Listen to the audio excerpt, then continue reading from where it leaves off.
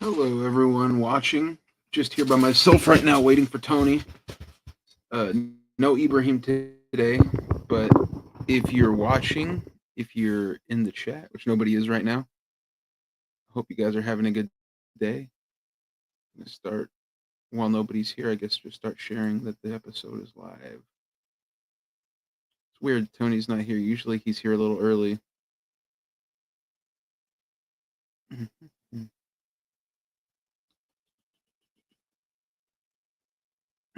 Interesting. Said he doesn't have the link, but I sent it to him the same place I always do.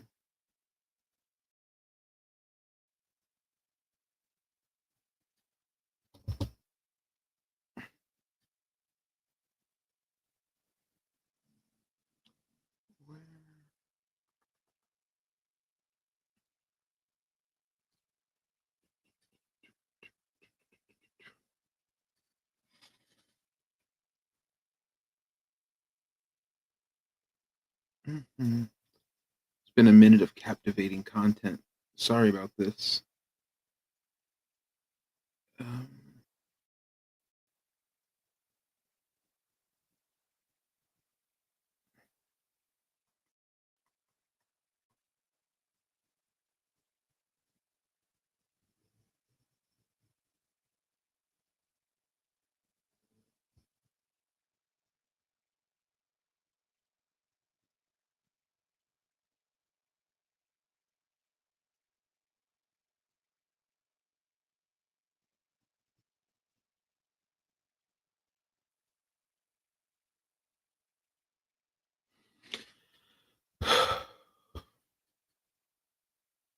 I wish I could just like live stream something that I was watching on YouTube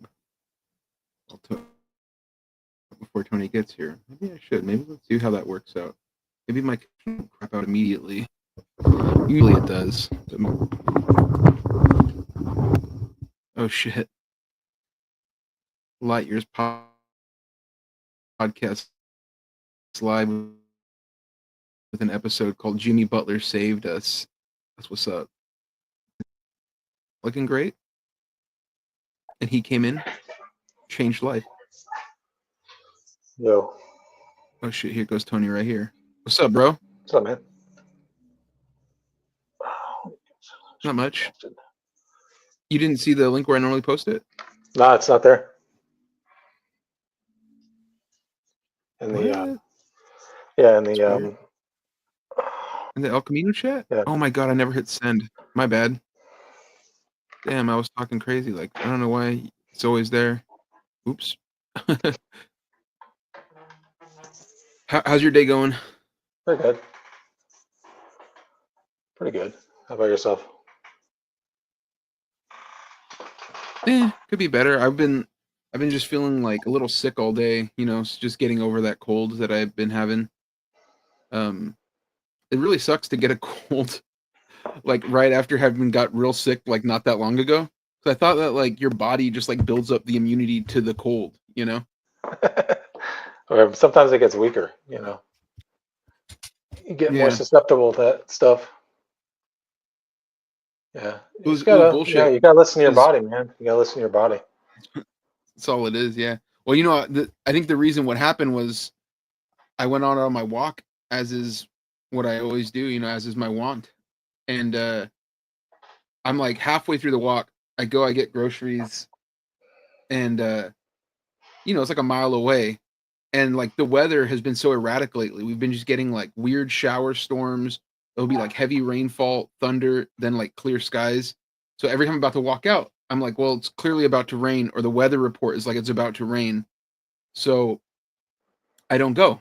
But then the other day, I'm like, well, the weather report says it's clear. It looks pretty clear outside. I'm just going to go for a fucking walk. You know, I go get my groceries. The plan is to like walk extra. On my way home, I'm like a mile out and it just starts raining on me. Like, so I just walked like that whole mile just getting like fucking poured on in the rain. And I'm wearing like a sweater and everything, you know, but it's like, didn't really help that much. So yeah, it sucks. Yeah, it was bullshit. I got owned. Walk around wet. It sucks. Yeah. How's your day been going? All right, it's really nice today. I was outside with the dog, and it feels like another fall almost. in Yeah, here. Weird. It's really weird. it definitely feels like spring out here. Although, like, we've been like the weather has been so nice in the morning in terms of like it's like real cloudy out, you know. Yeah. But anyways, yeah. No Ibrahim today, by the way. He's Miss you, buddy. Miss him already. he's down bad with some stomach issues. Oh no. Yeah, but it's okay because we got a lot of stories to get through today. One specific thing that we want to get into, but we'll wait for some people to get in here. See, oh, I need to tweet it out or post it out. I'm still used to saying tweet, like Yeah. the act of blue sky posting. Do you still post on there on the Nazi site? Yeah, every once in a while. Well, the thing is, like, I have to really pull myself away from getting on there because, like, a lot of sports people didn't transfer over. So when I want to look for sports stuff, they're all over there. Like a lot of these like Still. apolitical people, apolitical, they don't really know or care. They just notice that all their like shit is down, like all their interactions are down. More people are starting to navigate over to Blue Sky, like even now, but I think it's just because of lack of engagement. Like they're trying to like maximize engagement, but yeah, it's a real shame that he turned it into a Nazi site. Yeah. It's kind of crazy how behind the curve a lot of those normies are with this stuff.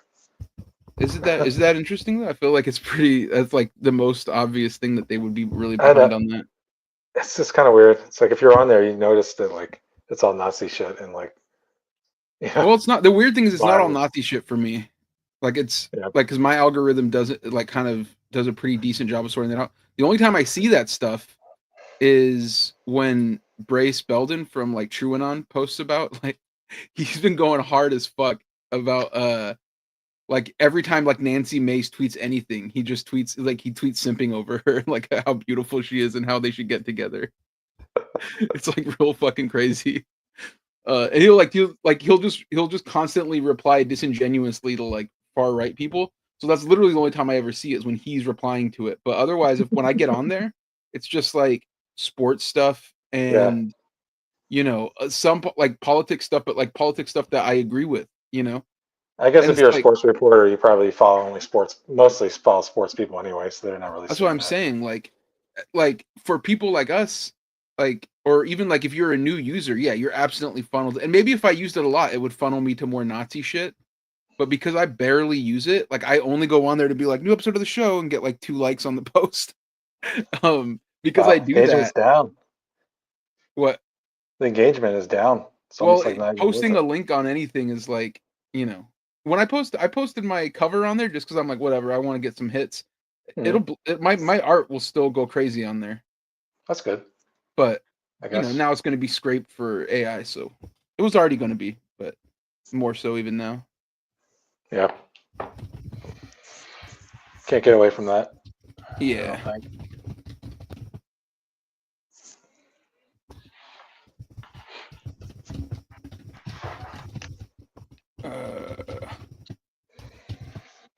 Anyways, your team plays today or no? T-Wolves? Yeah. Tonight. Oh, Charlotte beat the Knicks tonight. That's I was watching that game. Oh, you guys play in a little bit, 30 minutes. That's right. I won't be able to watch that game. So we're going to be locked in. But we're playing the Raptors, got Nets. So I'm hoping I can catch some of it and be like good. Easy dub. Brooklyn Pacers, Bulls, Kings. Oh, Bucks, Lakers. That's interesting. Yeah, I'm hoping I'll be able to see some of that.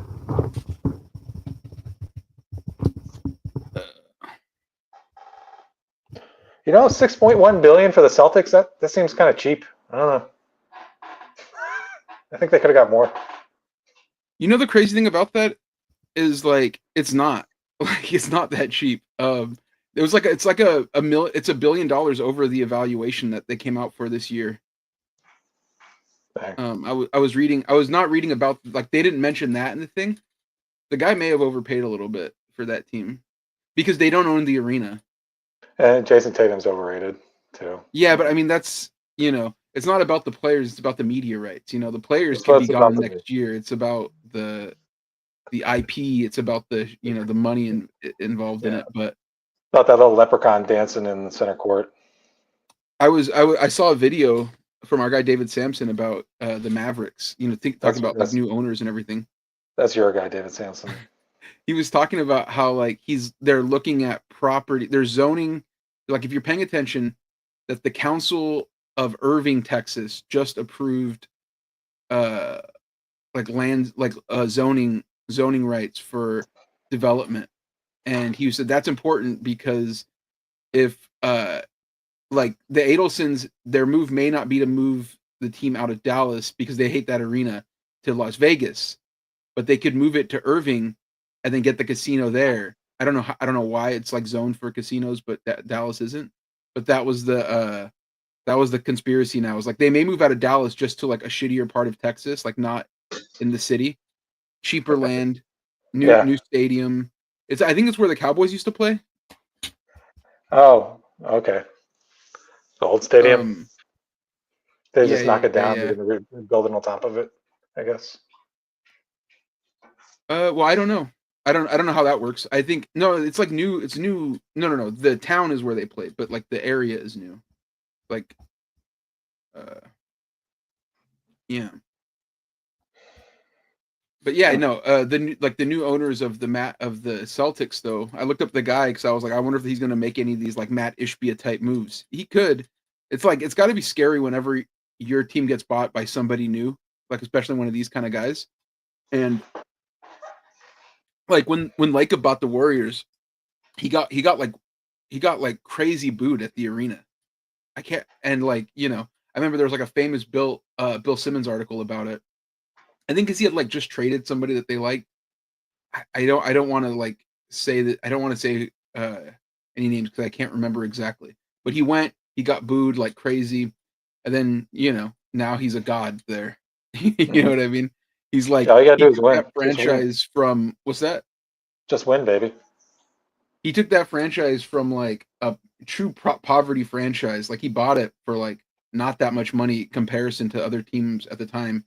And it's literally the most valuable franchise. Yeah, well, he didn't do that. You know who did that. Right. 30 did that. You know what I mean? Shout out to my guy.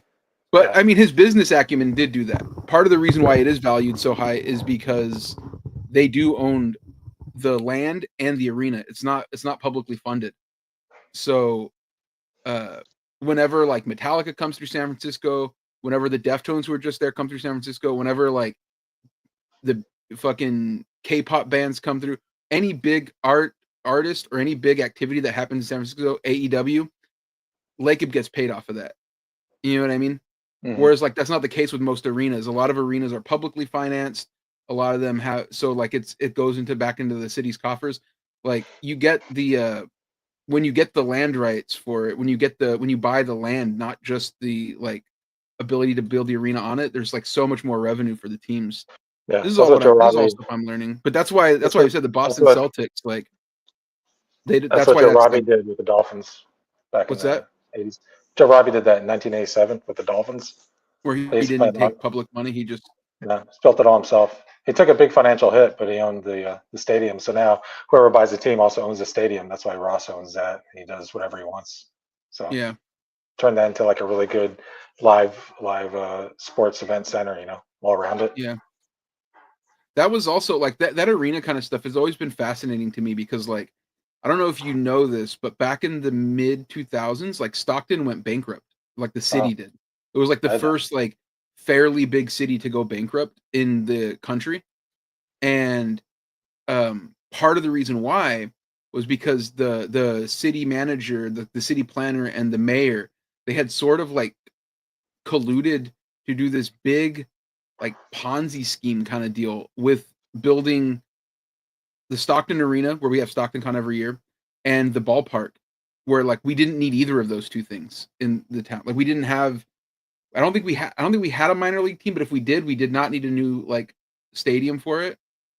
And then, but the scheme about it was that when they got the like contracts and they started building and everything, they negotiated against their own interests so that they would skim money off the top.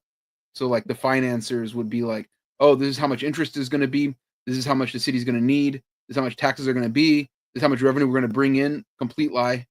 Like there were no plans for like, okay, we built an arena. What do we do in there? Like they didn't know. We didn't have the Stockton Heat. We did not have the Stockton Kings at that point. So it was just like a building that went up, and like I can't remember. I want to say it was like Neil Diamond or somebody was like the first person that played in the Stockton Arena.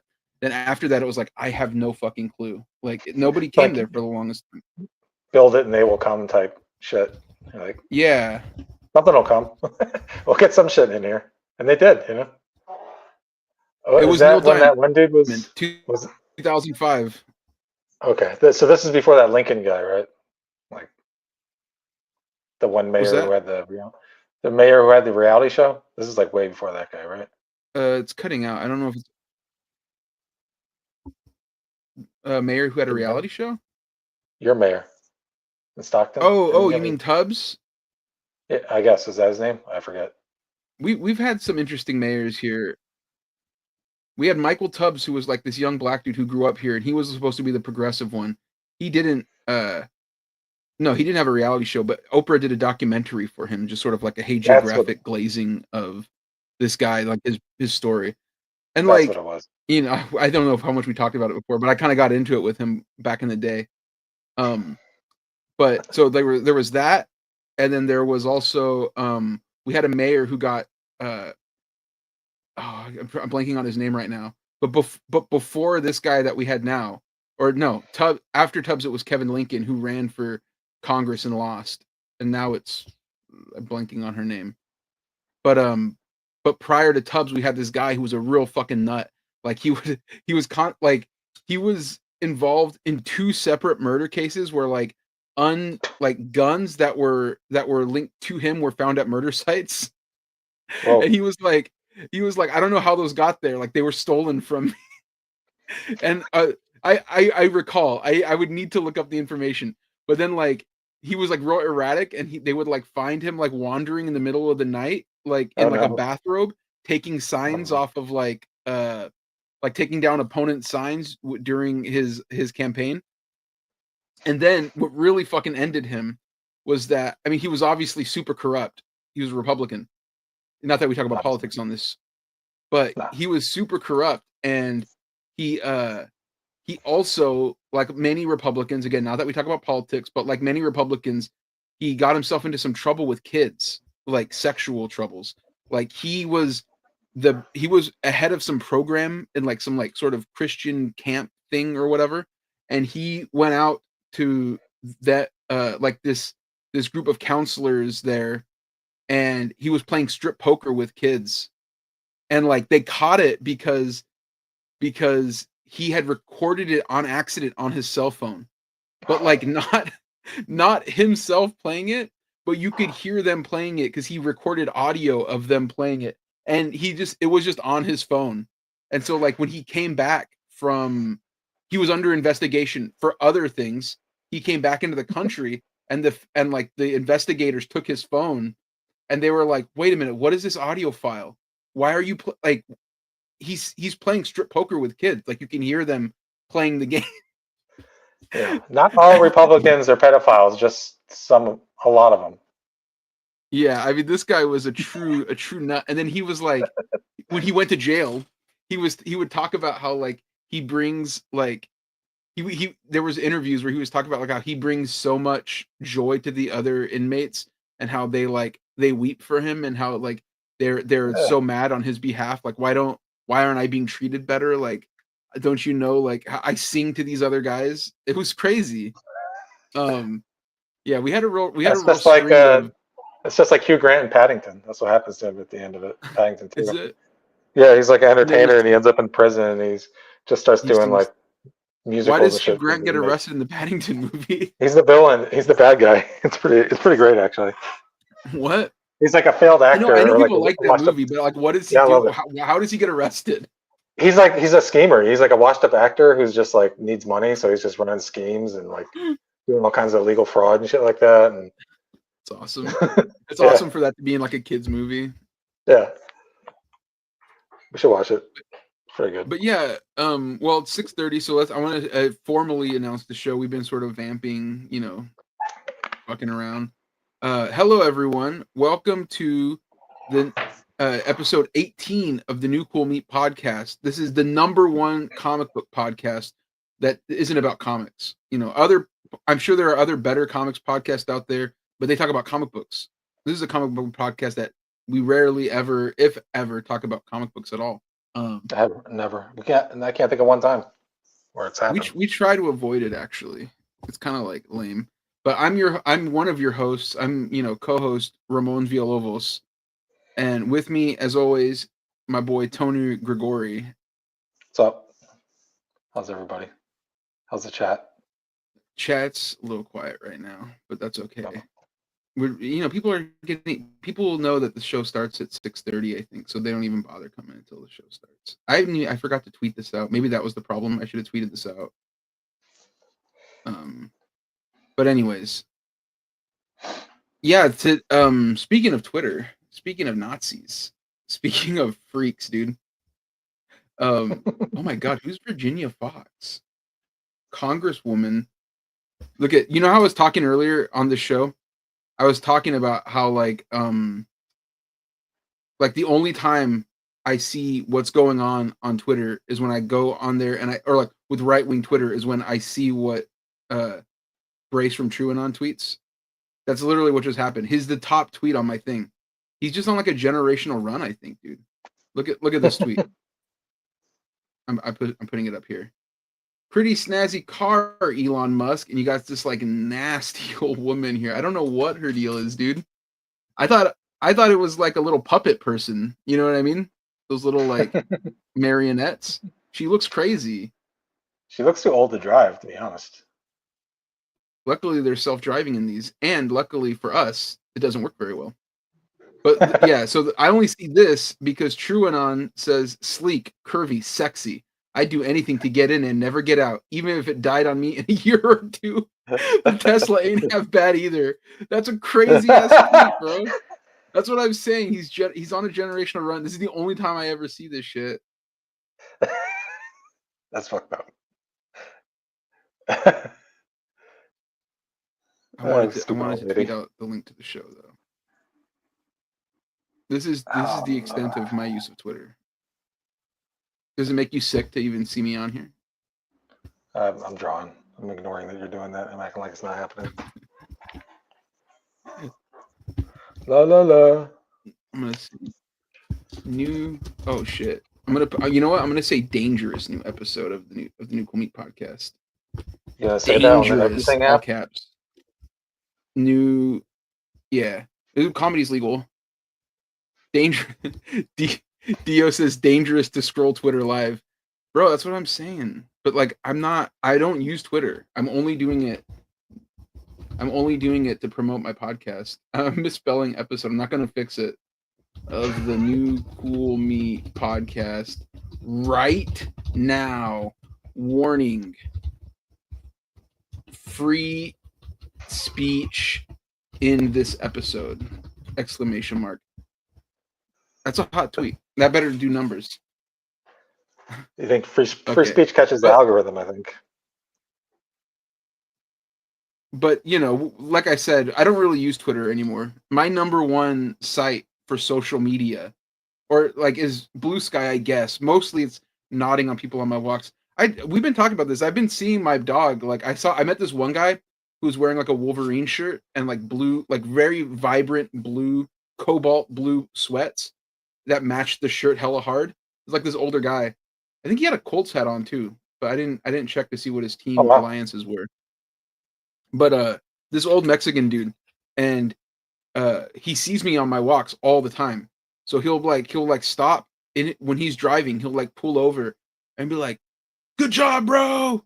Like keep walking, keep at it, dude." And the other day he stopped with his wife in the car and starts going like, "Hey, this is my wife. I've been telling her all about you."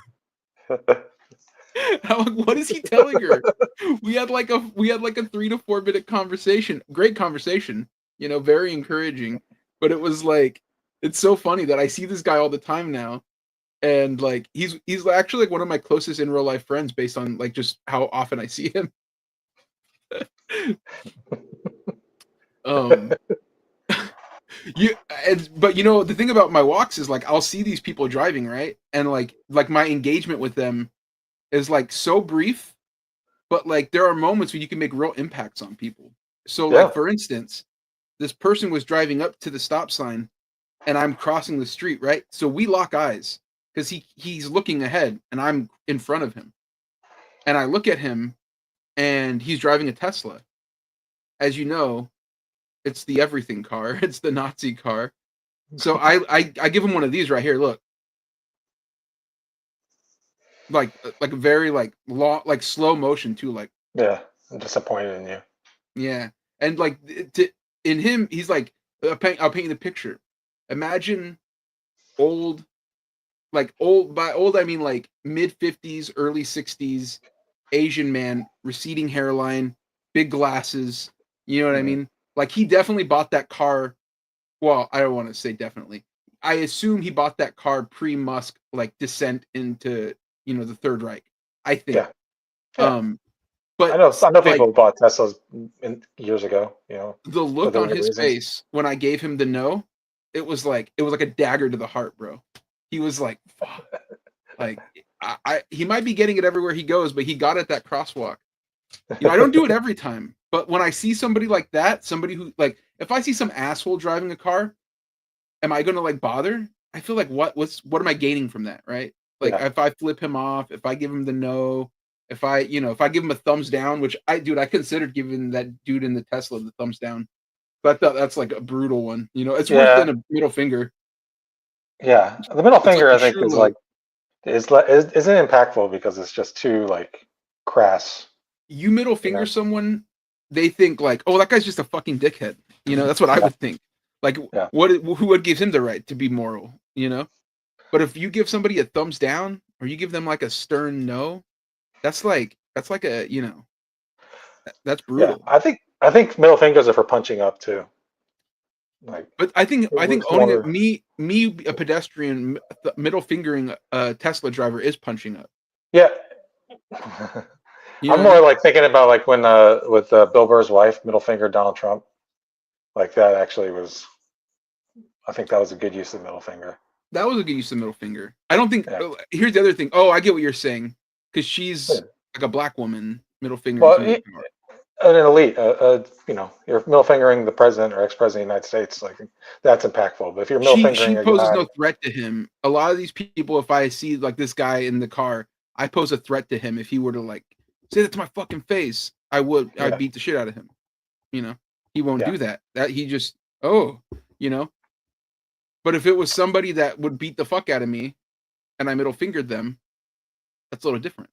They hold yeah. power over That's violence. courage. That's true Yeah, it's courage. courage. But giving them the thumbs down, giving them the no, that's like kind of tight still. That's what Yeah, I'm doing. I think I that's the way also to saw go. a Cybertruck. Oh, go ahead. That's the way to go. Because if you middle finger somebody, they could have every right to just go up and get in your face. If you just nod at somebody or like like you did, just give them like the discerning, frustrated, disappointing look. Who's going to Yeah. attack you on that? They're just like, damn. It's like when your dad, your not maybe your mom or somebody when you're a kid, we let them Yeah, but down. my mom wasn't like stern, disapproving. No, my mom was like, "The fuck's wrong with you?" Like not what Yeah, the fuck. My mom didn't curse at me, but that's she would yell at me. that's what What my did? Go sorry. ahead. My dad was very like kind of stoic and stern. My mom Yeah, was the like loud, angry one. yeah. My mom would. She wasn't loud, I guess, but she would do a lot of guilt trips, and then when she would deliver punishment, it wasn't through like a beating or anything. You know what I mean? It Yeah, would be like, and the guilt trips really worked on me. I gotta say, like I was, I did not want that guilt trip on my conscience. But like I would get in trouble for like calling my sister stupid, which she is. But I would get in trouble for that, right? And she's like, "We don't say that word. That's a bad word." And then like, "I'm gonna wash your mouth out with soap." She did that, and then I didn't like it. But then the next time I got in trouble for like saying a bad word, "I'm gonna wash your mouth out with soap." And I was like, "I don't care. I like it." I told her that, and she was like, She was like, "Oh, really?" She got out like a fucking bottle of hot sauce, which she knows like I can't handle hot foods and stuff. When I was a kid, she got out a bottle of hot sauce, a shot glass, and made me drink the whole fucking thing. And I was like Oh, wow. crying, you know. And she was like, "You like that? Are you gonna stop? Are you gonna keep saying that word? Because this is what's for you if you do that again." So I Wow. stopped cursing. I didn't curse. I didn't curse from like kindergarten when I learned that what the words were until like 13. But then I never did it around my mom. Not because of that, just because I didn't want to get in trouble. Other way she could punish me. Yeah. When did you curse? Like, did you ever curse around your parents? Uh, I think I was in high school when I Yeah. started cursing in front of my parents. My mom, coming up, my mom was real stern, but like, I was like a sweet little boy and she loved me. I was her only child. And my dad Yeah. was just kind of like stoic, older guy who was like, just want to be left alone with his beer. But then when I got to be a teenager and I went through puberty and I started getting a little more like of my own like attitude. Puffing your chest out. Yeah. Yeah, that's when her and our relationship got that way, went left. And that's Yeah. when we were yelling at each other, a lot of cursing, a lot of like, and she had a drinking problem. She had substance issues. So, and like Do you psychological stuff. remember the moment where you were like, "Oh, these words mean nothing. I can use them however I want to be like fucking badass"? I don't know. I can't think now. I No, did. I I don't remember remember like one moment where I exactly said when it like, was. okay, I mentioned to you I had a friend, my best friend in like middle school, like 5th grade, 6th grade, was my buddy Aditya, right? It was like this dude from India who like lived a few blocks away or like a block away from me. So I'd go to his house because he had a Nintendo 64, fucking sick, right? yeah. And we'd go and he was the one who was like, what kind of music you like? And I'm like, I don't know, like rap music, hip hop, whatever, like whatever's on the radio. And he was like, you like rock music? I was like, not really. He's like, listen to this rock music. Puts on a CD, Smash Mouth, Astro Lounge, changed my life. I'm like, this is fucking sick, But I didn't say fucking sick because I didn't curse. This is freaking sick or whatever. Friggin'? Not Did you for say that song. friggin'? I definitely said freaking all the time. But I remember, no, it wasn't to Smash Mouth, although that was the first band where we were like, we like hard rock music. The band was like definitely Korn, where he put it on, and I was like, this is freaking awesome. And he was like, dude, this is fucking awesome. And I'm like, I was like, whoa. I was like, hold on a second. We could say that? Like we could say this is fucking awesome. And then we were like, it's like everything changed. My buddy Dio says middle school cursing just hits different. It does, dude. Yeah, It's it really like does. it changes your whole mindset of like I'm a docile little boy until like I'm a fucking like I'm a I'm a fucking badass, dude. man, dog. I don't give a fuck anymore. You know what I mean? And I'll say it. Yeah, Like before I was I don't give a freak, but now like I do not give a fuck. yeah. My buddy too, he had like I don't know how he was getting these CDs because his dad was really strict. His stepdad was really strict. And he would get like he had like Korn, he had obviously Smash Mouth, Astro Lounge, and he had Devil Without a Cause, the Kid Rock CD. And he got all of his CDs taken away because his stepdad went into his room, saw the CD for the Kid Rock CD, and it was just a middle finger. And he was I remember like, what is this trash you're listening to? that. And he He's a made him rapper from Detroit, Dad. he made him listen to every fucking song and be like, nope, this is gone. This is gone. This is all like you are not listening to any of this. And Sophie says, I wish we could have good boy Ramon back. He's dead.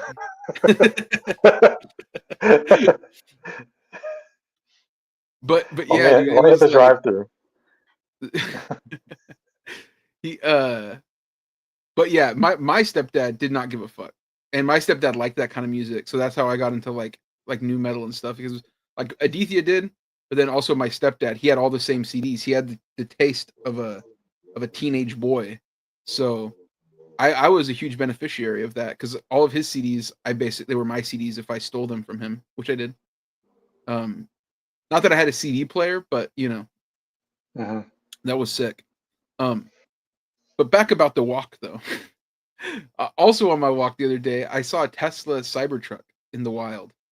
And I was thinking about, have you heard about like people like vandalizing them? I've heard.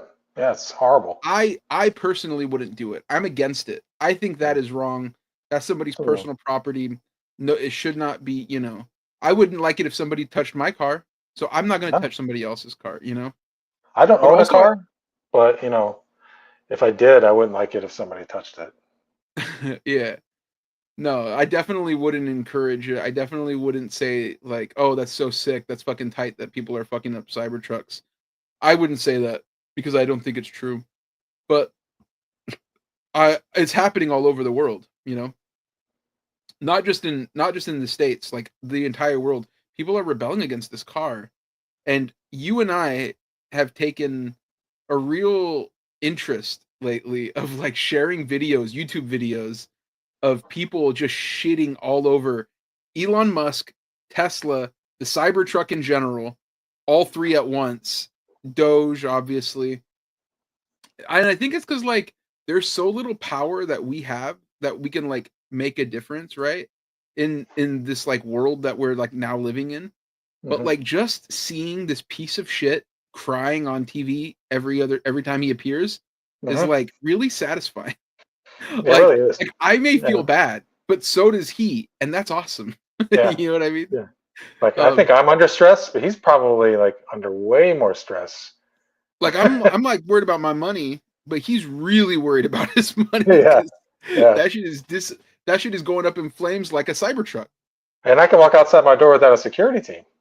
The Cybertruck that I saw too, it had a white wrapping on it, by the way, which I thought was interesting. Because like, isn't the whole appeal that you have all these metal pieces on it, like that you can see? And then I thought, I wonder if the wrapping would help it from the pieces falling off of it. Because as you know, there is a huge problem right now with gigantic metal pieces falling off of the Cybertruck. Why? Why, Tony? Because you know why? It's shoddy.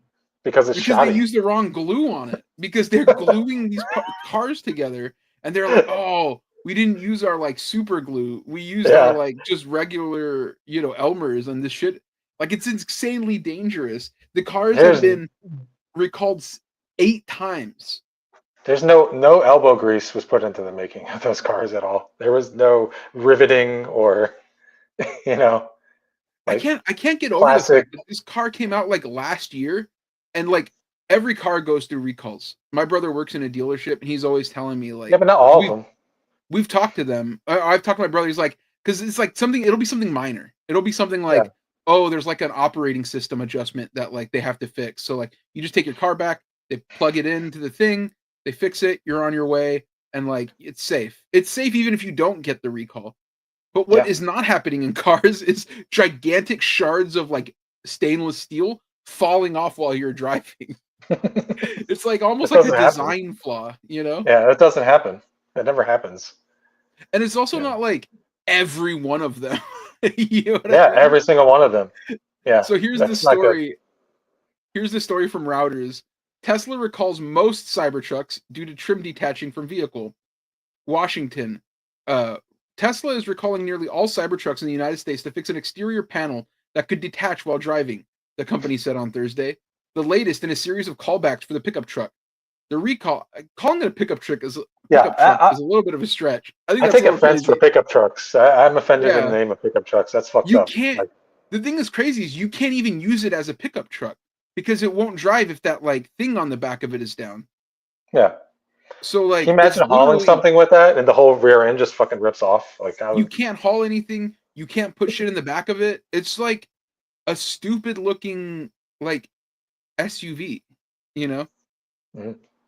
Except for like what's like not a sports utility vehicle, like a leisure utility vehicle. It's like not. It's not with the shits. You know what I mean? Yeah, it's all computer, man. It's all computer there. Yeah.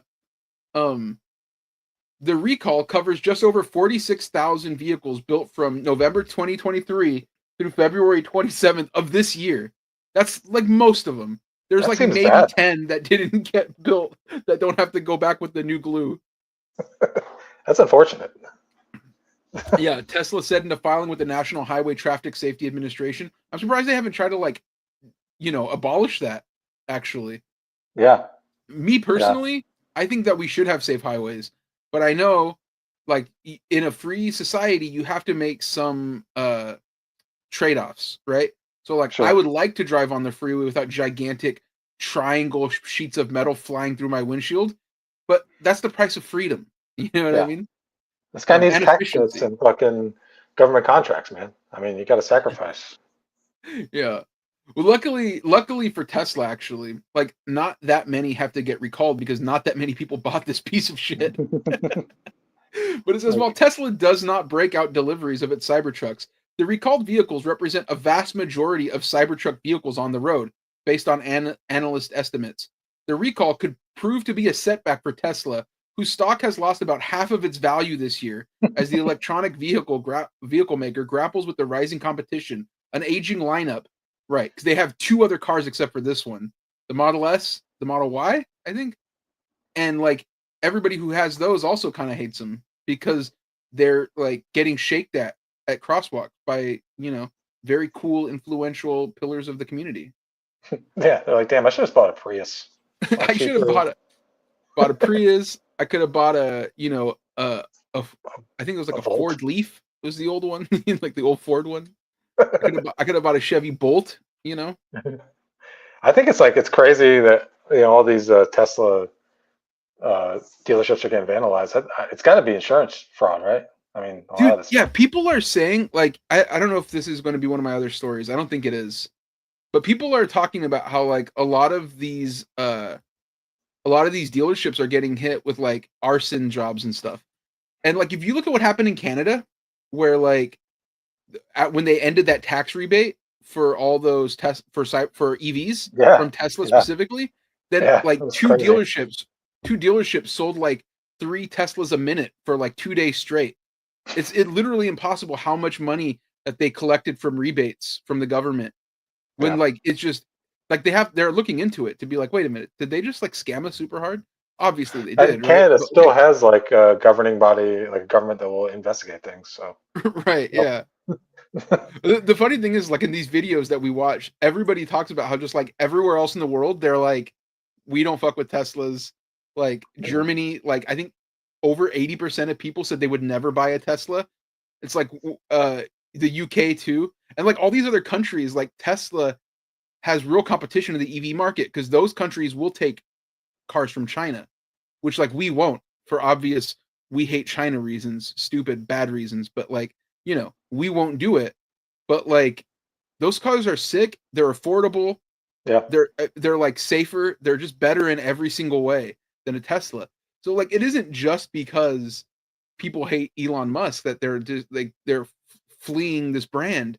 It's Yeah. because like the It's an cars inferior product. also stink. Like Yeah. Elon Musk had the longest head start to dominate this industry. But he came in like and he bought the company. They had the Model S and the Model Y. And what they needed was a cheaper model and like better infrastructure for like producing these cars. And what he wanted instead was the Cybertruck, which falls apart on the fucking road. Um, Yeah. He wanted to go faster. yeah, the article continues. They wanted to go faster, and he wanted to be like just cooler to him. Yeah. So Tesla is recalling the cars because of the risk of a stainless steel exterior trim panel detaching from the vehicle, causing a potential road hazard and raising the chances of a crash. It said the detached panel may create a noise inside the car, or people may see the panel come loose or break off the car altogether. Tesla said it was aware of 151 warranty claims that might be related to this recall issue, but no collisions or injuries. What do you say? Ramon, is that behind you? What behind me?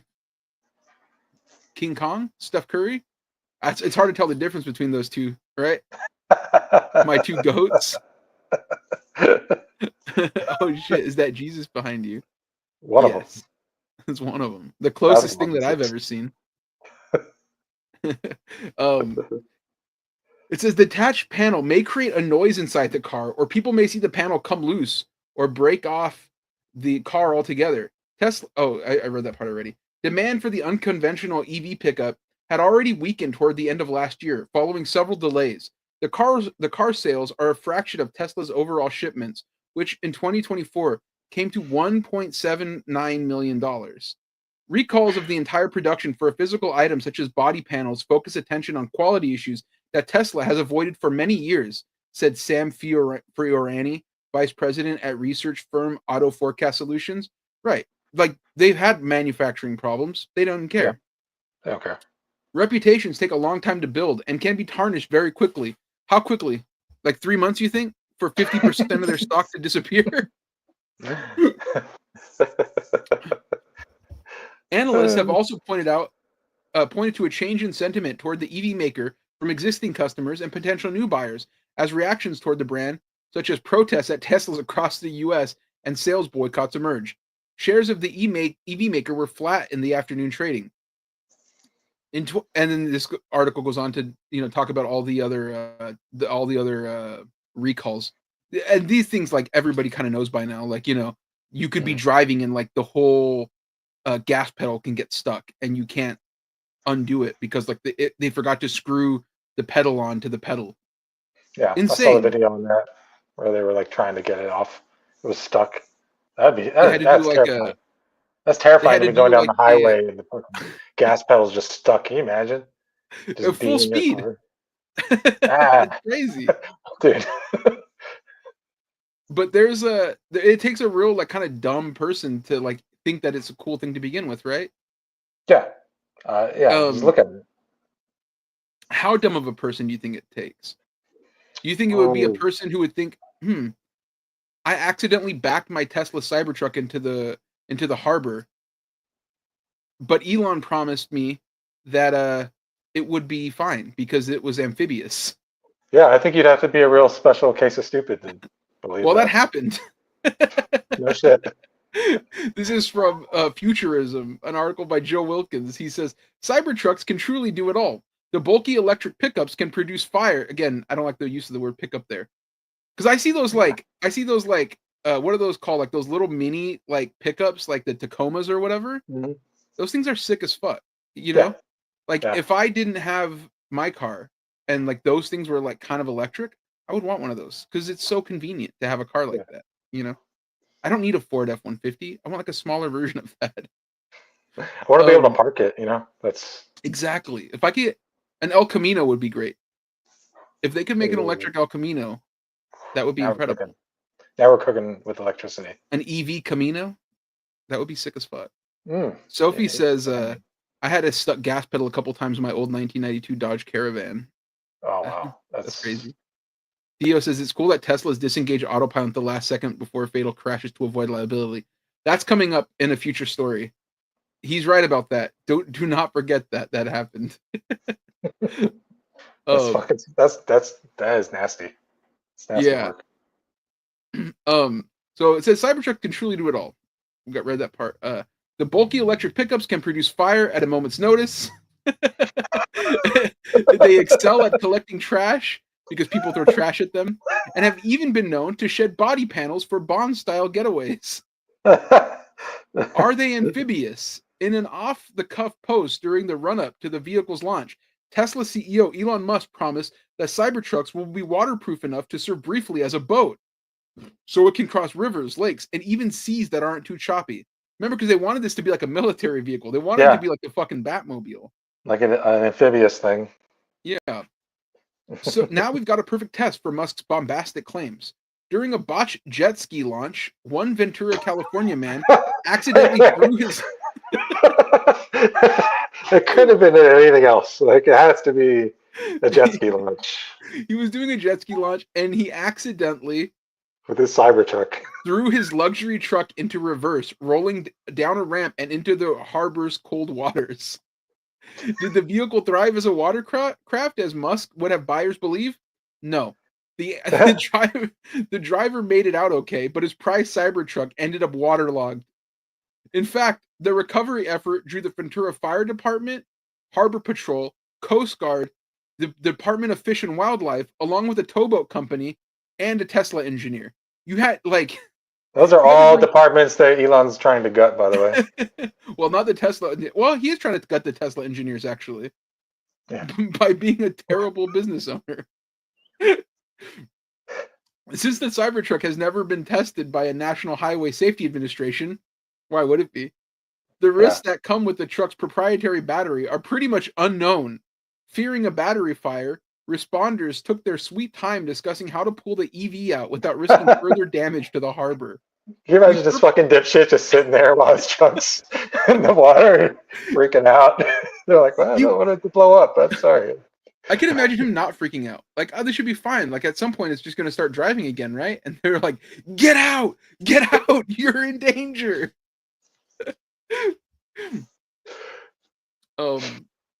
Since fearing a battery fire, responders took their sweet time discussing how to pull the EV out without risking further damage to the harbor. We purposely did not rush to the response to allow time to research all the potential hazards and ensure contingency plans were that in place. So this was the test. So they were like, okay, this car is underwater. Let's just leave it and see what happens. So that next time we know what to do. This happens, we know if we have to rush or not, because it could explode at any second. Somebody call Elon. We purposefully read that. After marinating in the ocean for at least 2 hours, the now bricked Cybertruck was hauled out of the water without incident. Dude, imagine that's your car though. And you're like, can you get it out? And they're like, hold on. We just want to see what happens. Give it 10 more minutes. Let's just hold on. It's like, it's been 2 hours. Well, I just want to know. I got to see if it's going to explode or not, because that would be really cool if it does. Though Tesla vehicles around the world are going up in flames at an alarming rate, this is probably the first incident of a Cybertruck falling into a body of water. As such, the incident seems to confirm what everyone suspected all along. These things aren't floating. Meanwhile, Tesla's Chinese EV manufacturer, BYD, legendary company, they're the ones that are like going to dominate. They're the ones who have a battery that can charge in 5 minutes. That's crazy. Young goats, man. Dude, my Volt takes it will take like hours, and it'll get like a full battery charge, but that'll get me like 20 miles at this point. It's a hybrid, right? So but mine's hybrid, yeah. Yeah, so you can run on gas if you have to. Yeah, right. But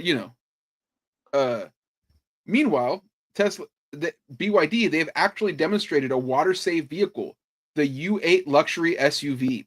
Touted as an emergency feature to survive floods, the UV can stay afloat for about 30 minutes and move at a slow but steady 1.8 miles per hour. Well, look it's not a great, but it can stay afloat though.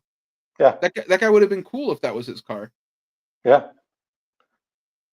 Probably had the horsepower to get out of the water if he put it into drive, as opposed to the Cybertruck, which just probably. Yeah, we have some video here. We can watch as this thing gets dragged out of the ocean, out of Ventura Beach. Check this out. This is his legacy, bro. This is his seed, bro. This is what Elon thought would be the coolest fucking thing ever. And like, why did he say it could go underwater or it could like float? I just like an off the cuff remark like that. I feel like you just shouldn't say it when like you haven't tested it and you don't know it can do that. Especially because like people were talking about they could break in the rain. Did the window already break? Oh yeah, I do to get it out. Yeah, no, it's completely bricked. This thing ain't working no more. I love if they open the door and just a fish comes out, like flops out, in the cartoon.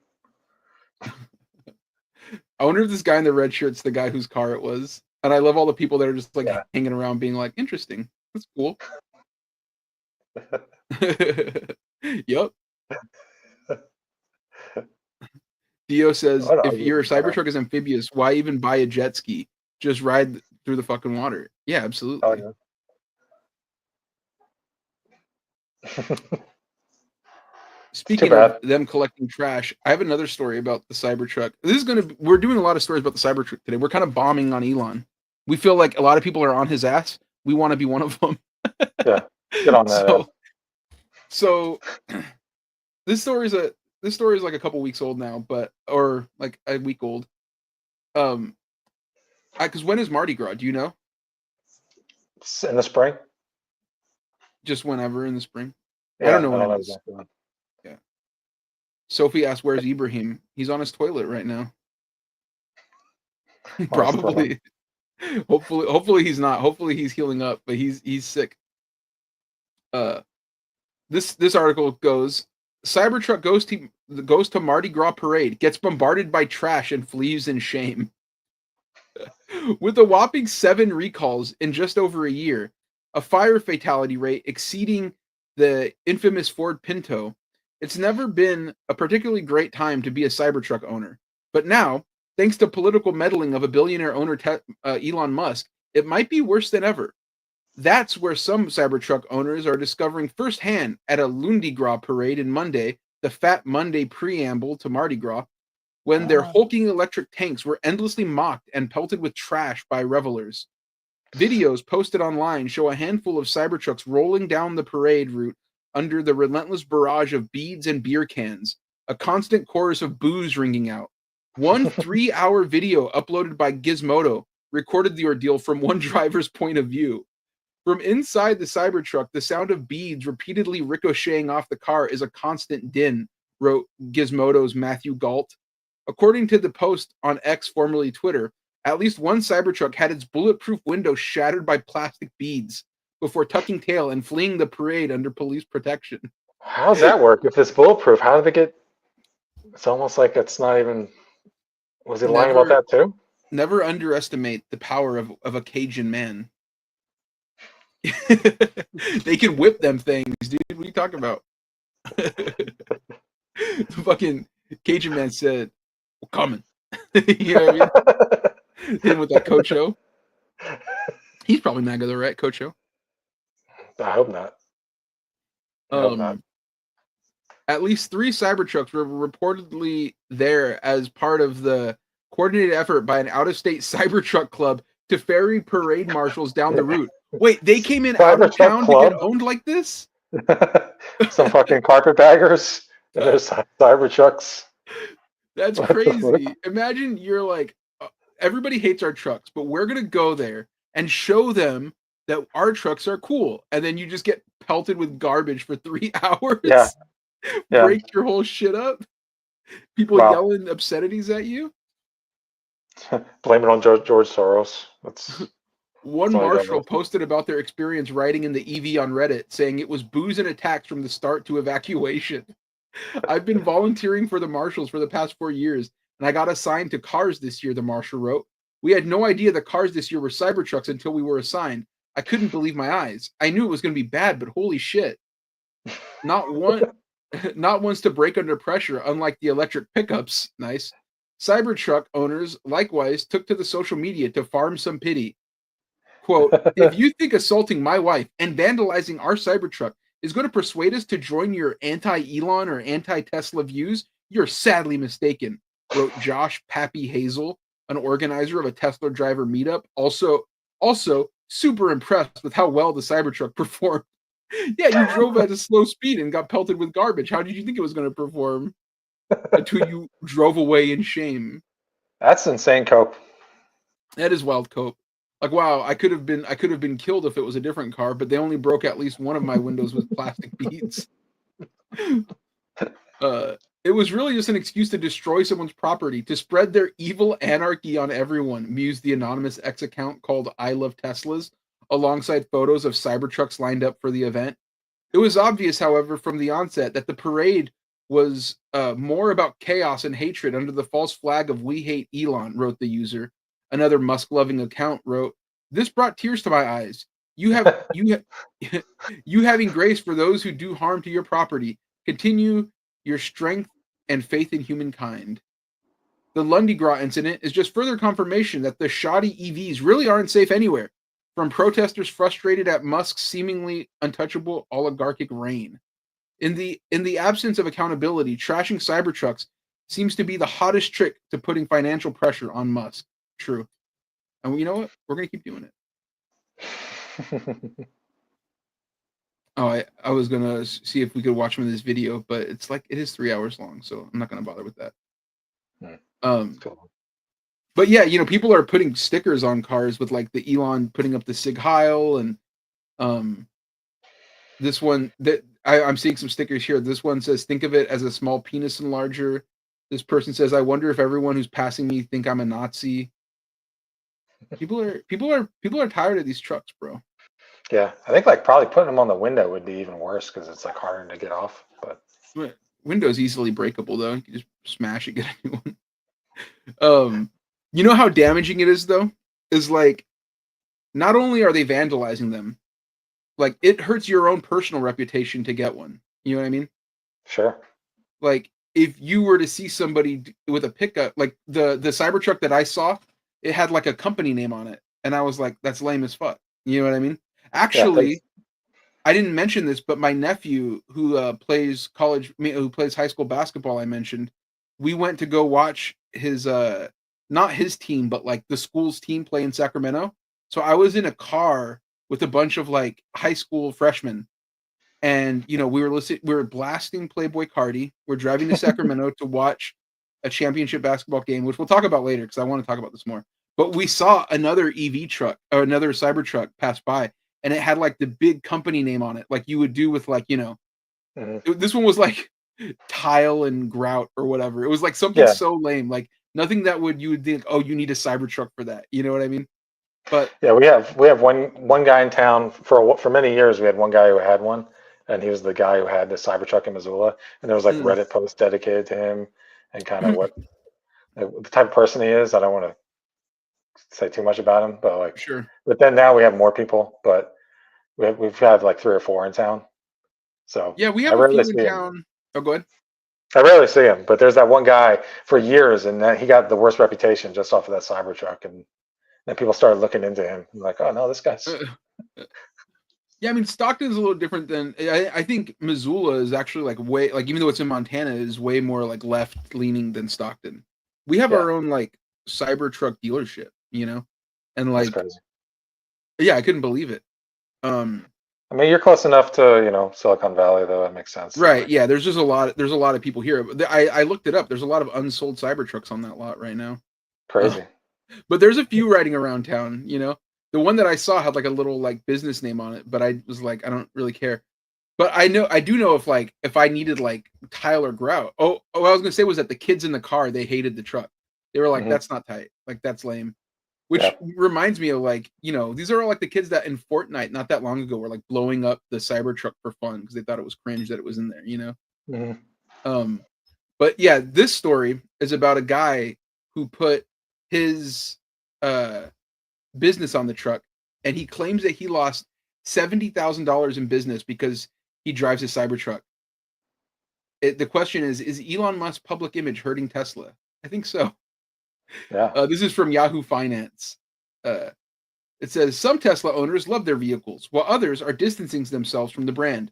Amid widespread criticism of the company's CEO, Elon Musk, public perception of the automaker and its billionaire owners seem to be at an all-time low. One person even claims to have lost $70,000 in business contracts because customers didn't like that he drives a Tesla Cybertruck.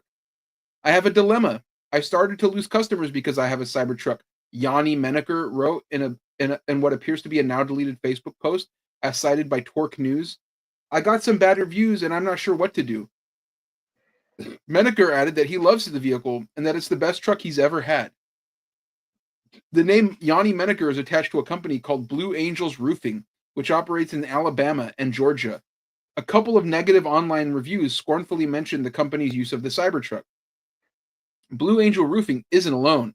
A medical spa owner in Massachusetts told NBC Boston in February that he's faced harassment and client cancellations after purchasing a gold-wrapped Cybertruck to promote his business. See, that's what I don't understand. Why do you think that's going to help your business? I don't know. Like, it's like, like Elon Musk aside, Nazi shit aside, like, I've never understood why, like, to promote your business, you would get like the most wasteful thing that you could get to prove that like you're good as a like that you're a good service that people should, you know, hire or employ. You know what I mean? Mm-hmm. Like it would be like if when I was gonna be like at a con or something, if I just wore like, you know, a suit of gold. It's like, well, that's great, but he clearly doesn't need the money. Fuck him. You know what I mean? Yeah. I think Like, a lot of people also have very poor taste. True. So Yeah, I think some people thought like, oh, like this will fool the dim-witted among me, like that they should use me. well, Like, also, you know, a lot of people relate to the Elon's a shithead thing still, you know? yeah, So, for sure. like, I remember back in the day, like 2013, 2014, like he was launching rockets and my dad was all about SpaceX, you know, because my dad loved tech. So he was like, oh, Elon's launching another rocket, you know? And back then he still had like his reputation isn't what it is now, you know? And some people still just never left that vibe, you know? They're like, oh, yeah, this guy's doing all this SpaceX stuff and he's trying to save the planet. And there's still some people probably, well, not now, but there were. Yeah.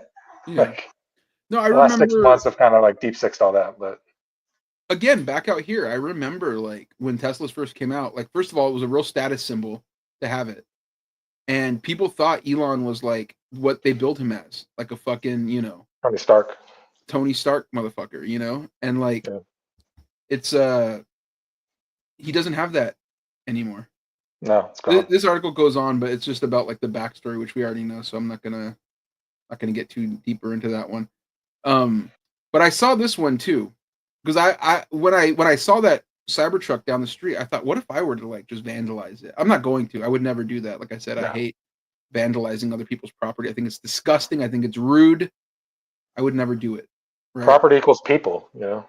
Yeah, but you know, is it really vandalizing if you were to like, if a car's dirty, if you drive like wash me on it? That's like classic America shit.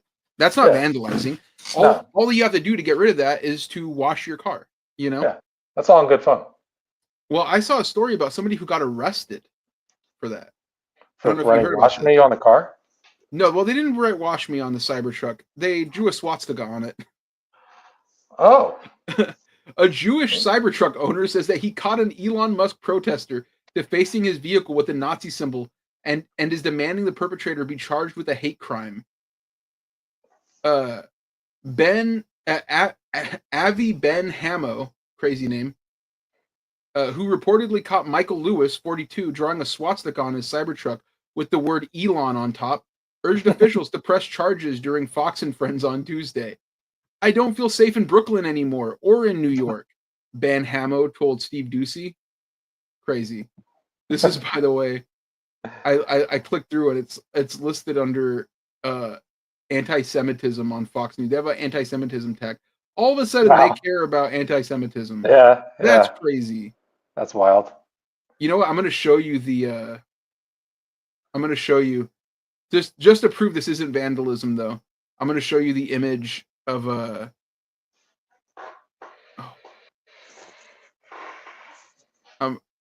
was going to show you the image of this. Here we go. You can barely see it. Oh. It says Elon with a swastika. It's just drawn on the car like somebody's finger. It's a dirty car. Yeah. He has to wash that car. This is the guy. A Jewish New York City Cybertruck owner Jewish. He watched vandalize his Tesla with a swastika. Elon was also written above. It's not a swastika. It's a Roman salute in pictorial form. He drew it going the right direction too. You know. It's a Hindu symbol, I think. Right? It's about something else. It's not about Nazis. Chill. Symbol showcasing yet another protest against the head of Doge. Elon equals swastika. And the owner of that Cybertruck, Avi Ben Hamo, joins us right now. Look at this guy, dude. Good morning. So this is the most Israeli man I've ever seen. Oh yeah, that's the Zohan right there. You look out, and there's a guy making a swastika. A guy making a swastika. Ran out, and what'd you say? What'd you do? What he said? What you say? What you do? I thought of that fucking song. What you say? What is it? Imogen Heap or Yeah. whatever. Yeah. Crazy. Uh, What's wrong with I me? didn't know what's really going on because I saw the guy messing up with my car. I'm going, and then I see this very If this dude ran up on me, dude, I'd just walk away from him. Like, fuck out of here, dude. yeah, I'm not stopping for him.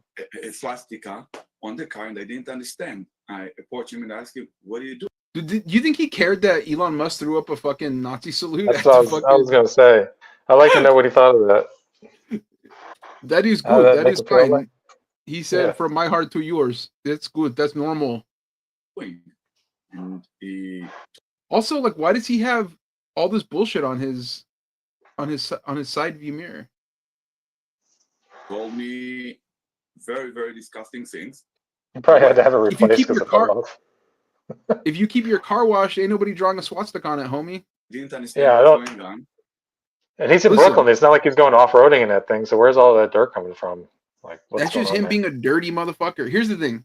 In Israel, maybe you can't draw on somebody's car if it's dirty. This is America, baby. We have free speech. You just have to deal with it. You know what I mean? Mhm. Marco. And he tried to run away.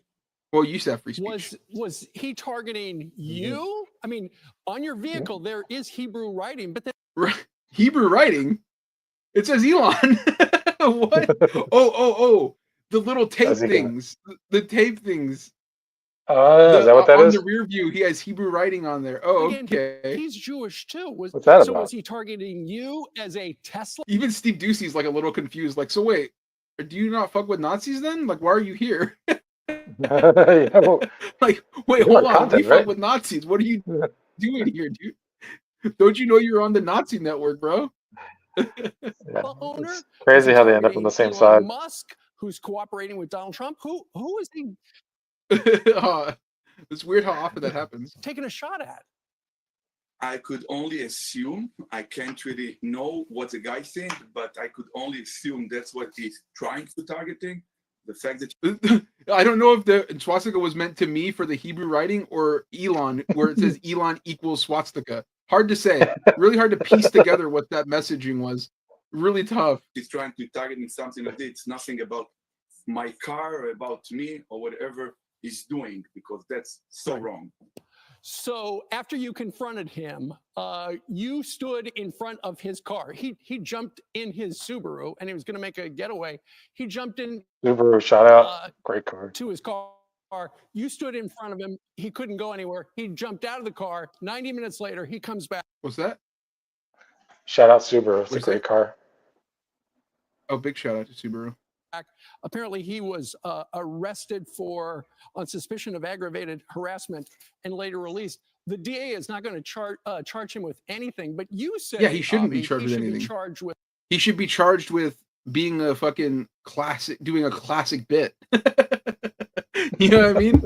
Because it's not like if somebody drew like a dick on my car. If my car was dirty, and they drew a dick on my back window, I'd be like, oh, damn, they got me. You know? If they put like nice hybrid pussy, I'd be like, damn, they got me real bad. You know what I mean? Owned. They're They owned. own me in the Yeah. marketplace of ideas. Exactly. If they even put like, look, I'm Mexican, right? There's nothing for you to indicate that I'm Mexican based on my car.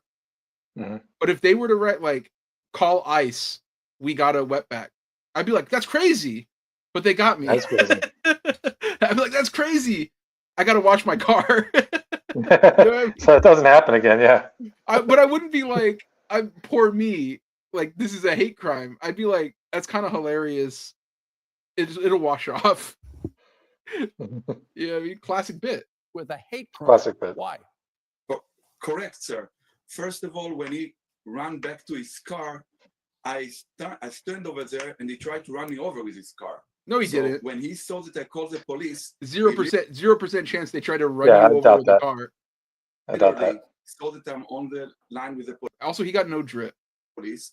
He went outside, locked the car, and ran away, and left his car blocking the bike lane and ran away. Oh, now you're trying to get him for like just like regular like traffic violations? That's crazy. He's By the like, way, oh, this is like 1 out of every 5 guys in Miami is like this.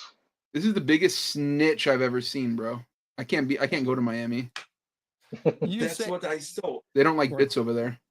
you No. say So, Avi, that the New York City and cops should do something to make Jews feel safer, and Brooklyn does not feel safe anymore. Wow, if only Brooklyn was safe for the Jews. Why do you drive a Cybertruck? Can they gentrify it again? How many I times love can you the car, I gentrify like it? the car. To be fair, it's not like the Jews gentrified Brooklyn. I mean, that was like Well, I mean, just they just the inhabited it. That's just like a Jewish place. That's where my guy Bernie grew up, bro. Doug says, didn't the Cybertrucks all get recalled? I joined late. Yeah, we've been talking about nothing but Cybertrucks for the last hour, Doug. Yes, Yeah. they got recalled. It's been awesome. We've been having a great time just banging on Elon. Also, I hope you're doing well. yeah. Doug. Here's the this guy, he's too much, bro. Electric car, nothing specific. He has that smug look on his face. Like, I don't actually give a shit about this. Yeah, this really I doesn't just matter. want I just want somebody to be punished. I mean, he got what he wanted out of it. He's on Fox News. You know. Right. Is he gonna plug something? Politics or Elon Musk or nothing. I just like electric cars. They drive electric cars. That's about it. It's as simple as that, and it appears you were targeted. No, he this wasn't is a targeted. statement No, he wasn't targeted. Anybody could have got that work if they had a dirty car. Also, why is he parked crazy? from the Oh, no, suspect's no. lawyer That's the other guy. He's saying that guy parked crazy in the bike lane. Shut up. to Fox News Digital. They said, our client, who is also Jewish, deeply regrets Oh, the other guy's Jewish too. What? Oh, wow. So, yeah. Okay. Oh, you want him to be charged for a hate crime when he's Jewish? He hates Nazis too, more than you. It's our own kind, actually. man. You know, it's You got always a our own Cybertruck. kind. That's crazy. He's like, why can't Brooklyn be safe for Jews from other Jews? What? That's crazy. touching the other man. Theo says he seems more mad that he doesn't get to have IDF escorts and murk anyone that he has an argument with. Yeah, I mean, I don't know. We don't talk about politics on this show, but I mean, maybe. Maybe. Car and using a hate Might be onto symbol in something. the message. He was dealing with a host of personal issues at the time, and the action was out of character. He was released from custody without charges. If I'm the lawyer, but he was just doing a classic bit. Like, if you don't understand the bit of drawing on someone's dirty car, then you're an American. Go back to where you came from. Yeah, he's working out his new material. Comedy is legal, so From what I understand, there's a whole nation state where if you're there, people won't write on your car. They invented it not that long ago so that it exists solely for you can have your car out and nobody's going to draw on it. But in America, where we do bits, your car can get drawn on, and you just have to live with it. It is what it is. Because no damage was done to the vehicle and no crime was committed. What do you have to say, Avi, to either the guy? What do you have to say to the guy being Jewish and not hating Jews?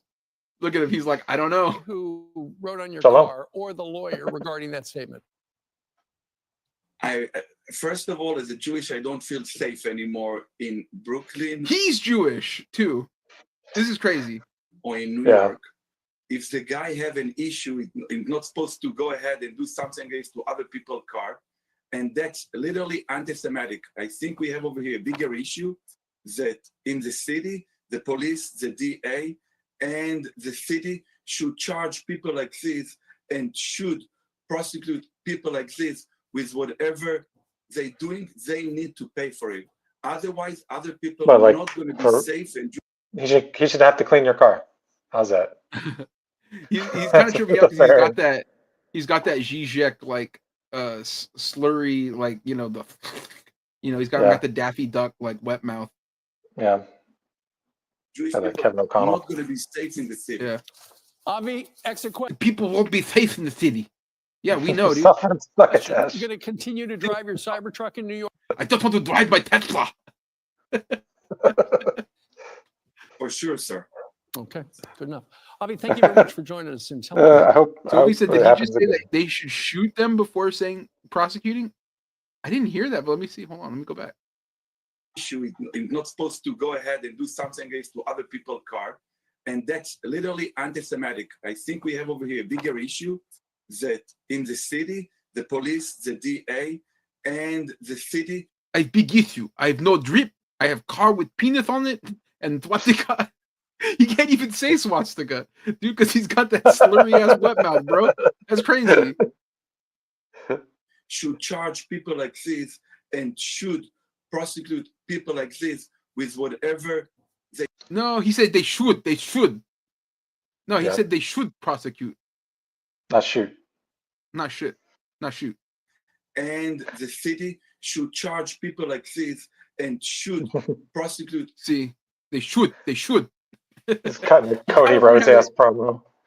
You gotta learn how to speak crazy like we do. Well, I think that's the bulk of that article. Yeah, that's funny. I'm seeing if there's any follow up on here. He tried to run over him with his car, didn't happen. Just a little background. Okay, yeah, that's it. Good thing I didn't have to read all that. We can laugh at them. So in light of all that, in light of all of the damage that Elon is doing to his own company, you would think that somebody at Tesla, just like who doesn't want the company to go under, lots of people, they employ lots of people. I know some people that work for Tesla. You know what I mean? Mm-hmm.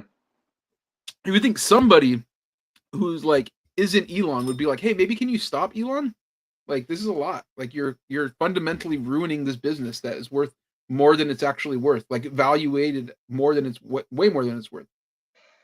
People are going to notice. People are starting to talk. They're going to notice that our cars are falling apart, Elon. So, from the Independent, major Tesla investor says Elon Musk must choose Tesla or Trump. Oh, wow. An early investor in Tesla has called for Elon Musk to leave his post as the company's CEO if he doesn't depart from his current job focusing on cutting costs with the federal government. Ross Gerber told Sky News that Musk has lost his focus and now he's too divisive, pointing to Elon Musk's leadership of the Department of Government Efficiency. Musk's slashing of the federal agencies has prompted outrage and protests against Tesla, with owners being urged to sell their vehicles. I think Tesla needs a new CEO, and I decided today that I was going to start saying it. And so this is the first show that I'm going to say it on, Gerber told Sky. I love that. This would say, you know what? Nobody's saying it. I'm going to say it. We have to bang on Elon Musk, you know? It needs to be said. Yeah, it has to happen. He says, I think it's time for somebody to run Tesla. Like, actually, I guess he means like actually run it for the first time. Dio says, Tesla board trying to explain to Elon that he's scaring the hose. Yeah, absolutely.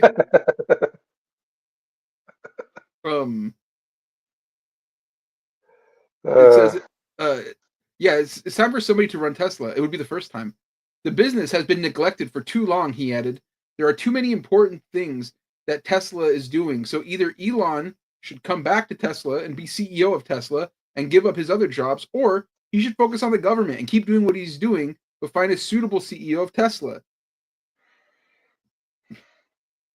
The investor said the company is in crisis and that he has sold off a significant number of shares in the last few months. Its market value has dropped more than $800 billion since December, and it was down another 4% on Tuesday stock trading. This was like written yesterday. Oh no, this was written today. Okay, never mind. The demand for electric cars appears to have reached its zenith in several Western markets amid steeper competition from cheaper Chinese alternatives. Shout out to the cheaper Chinese alternatives. We love them. Concerns from the investors also come as President Donald Trump ongoing trade wars will likely lead to higher costs. Gerber argued that Musk has been spread too thin since his purchase of Twitter in 2022, and that his work for Trump, along with his posts on social media, have brought negative attention to the company.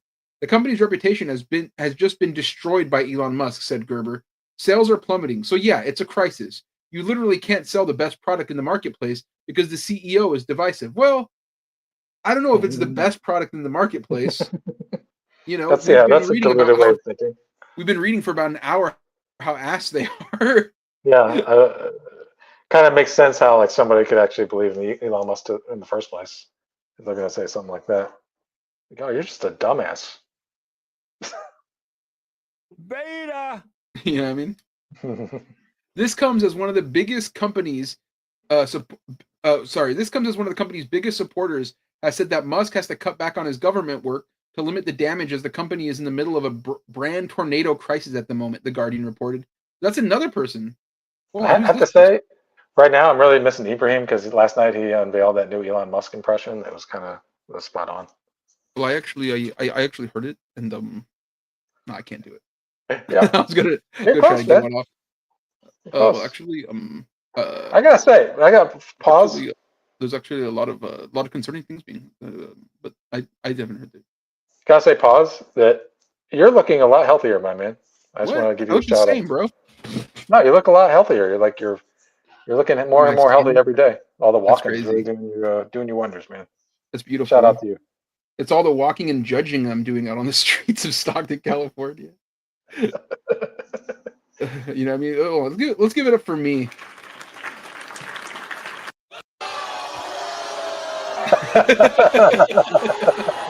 Hold on.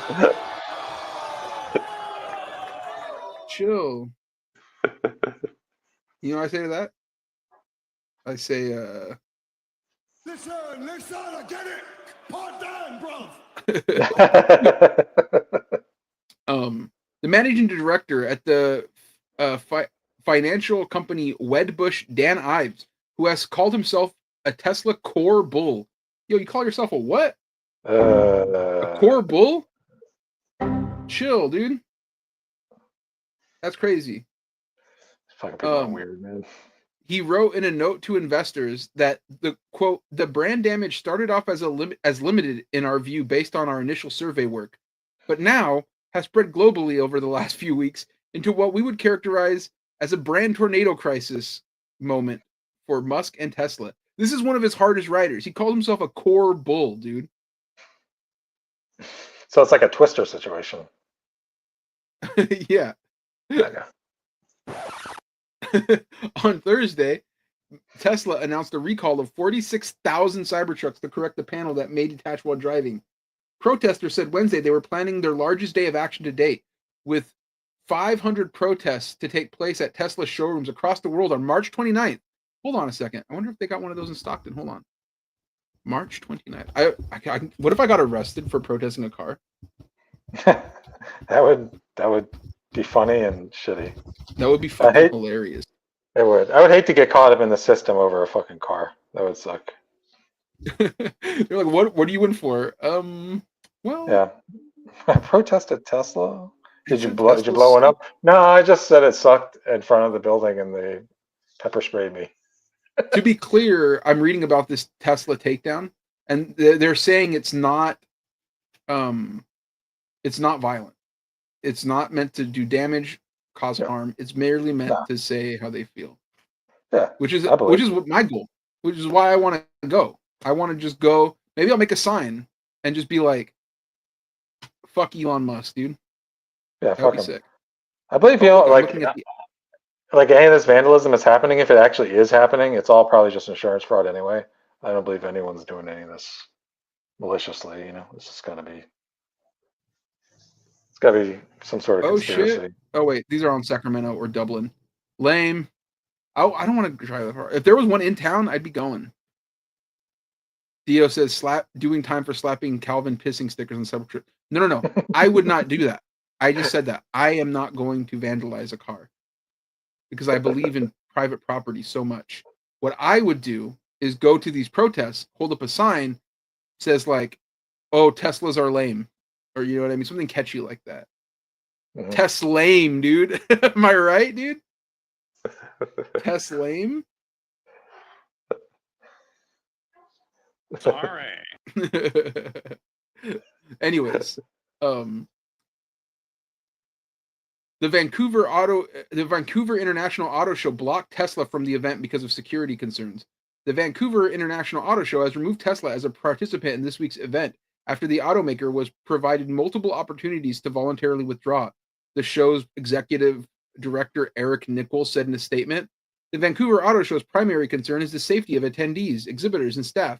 The decision will ensure that all attendees can be solely focused on enjoying the many positive elements of the event.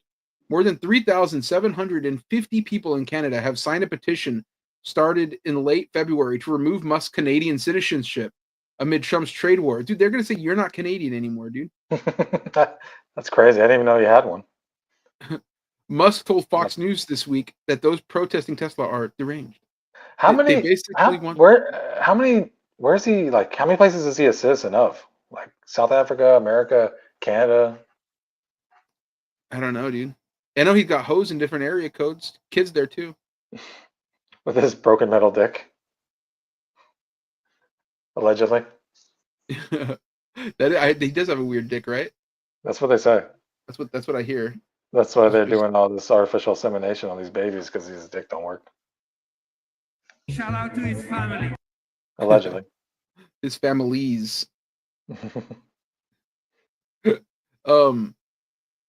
Tesla, they basically want to kill me because I'm stopping their fraud, and they want to hurt Tesla because we're stopping this terrible waste of corruption in government. I'm gonna work on that. I'm gonna try to get something going with that. Tesla and Musk are facing a defining chapter in their future, and how Musk handles the next few months will be pivotal to the long-term growth trajectory of Tesla's in our view. Ives told investors, Tesla is Musk and Musk is Tesla. They are synonymous and attached together and cannot be separated. Investors need to see Musk as take a step back and balance his Doge and Tesla CEO roles, he added. I mean, they're saying it's over for you, bro. Yeah, it's toast. Toast. No, I'm living in a nightmare. Tuck your head between your legs and kiss your ass goodbye.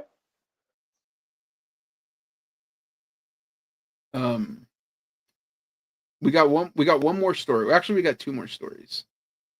One of them is about a guy who used he wanted to prove that he could fake. It's not really about the Cybertruck specifically. He has a normal Tesla. But he wanted to fake the to see if he could trick the self-driving car into just driving through a wall. Have you heard about this? No. You heard about this? Here, let me pull this up. Oh, come on. Now it doesn't want to cooperate. Here we go. What? Oh my god, it switched my browser to MS to like the Windows browser. It switched it to Edge, dude. Are you kidding me? That's disgusting, dude. I had to restart my computer and it decided that it sucks now. Okay, here we go. YouTuber and former NASA engineer Mark Rober has kicked the hornet's nest with his latest video. In the piece titled, "Can You Fool a Self-Driving Car?" Rober found that a Tesla car on autopilot was fooled by a Wile E. Coyote-style wall painted to look like the road ahead of it, with the electric vehicle plowing right through it instead of stopping.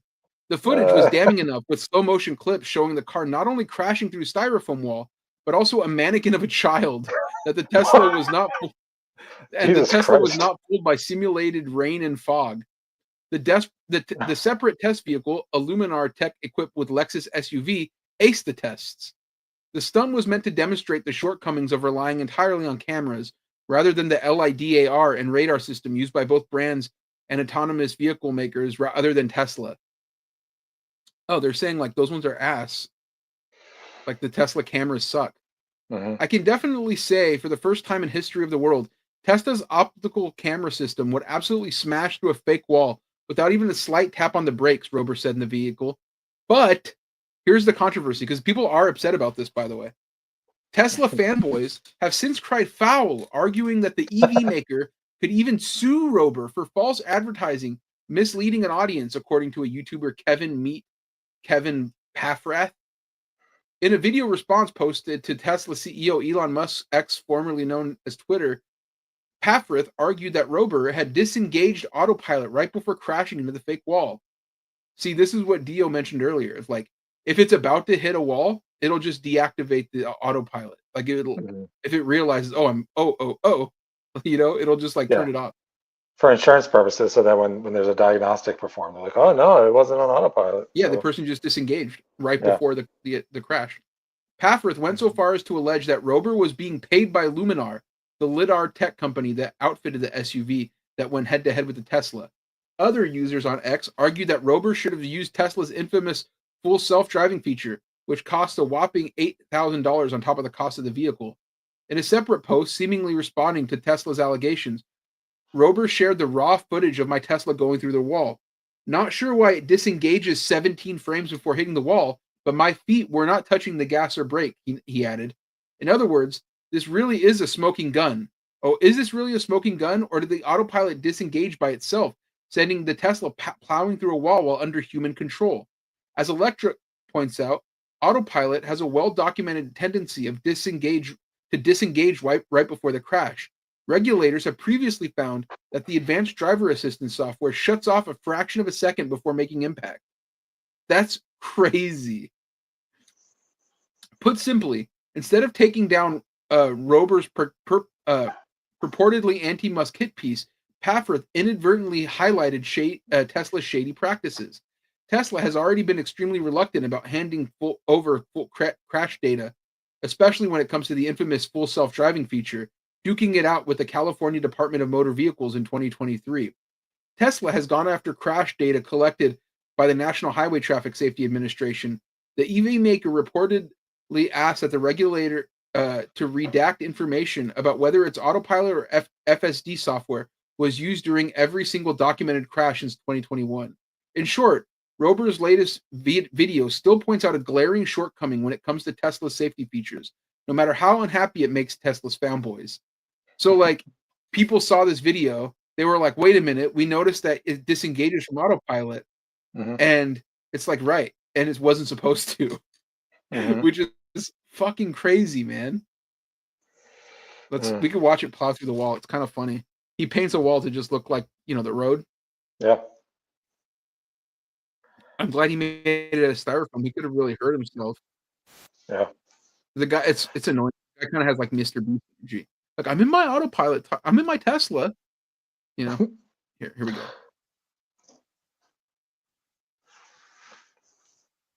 So again, this is the only non-Cybertruck story, but this is just what's in the culture today.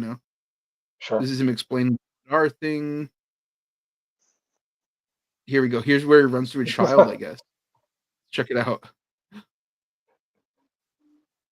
The upside is you're less likely to be charged with vehicular manslaughter because you can see here on autopilot it actually stopped in time. So I decided to be nice and call the score 1-1, and then I'd be even nicer by using the more conservative autopilot on the Tesla for all the remaining tasks, such as this one where we would now simulate the kid dashing out from behind a parked car using some clever engineering, giving the cars less than a second to identify the mannequin himself. That kid's fucked.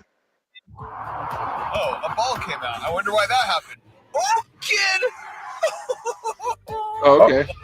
Another live I was worried that car was going to crash into that boy. On autopilot. 40 miles an hour. There goes the ball. And impressively, it stopped with plenty of room to spare. Good job, Tesla. Which meant we were I thought all it ran tied over up the kid. heading into round 3, the fog ground. Optically, with my own eyes, Oh, I wait, but can they're no gonna longer put a kid in there. see that there's a kid through this Oh, fog. shit. The LiDAR has no issue. Uh-oh. This will be interesting.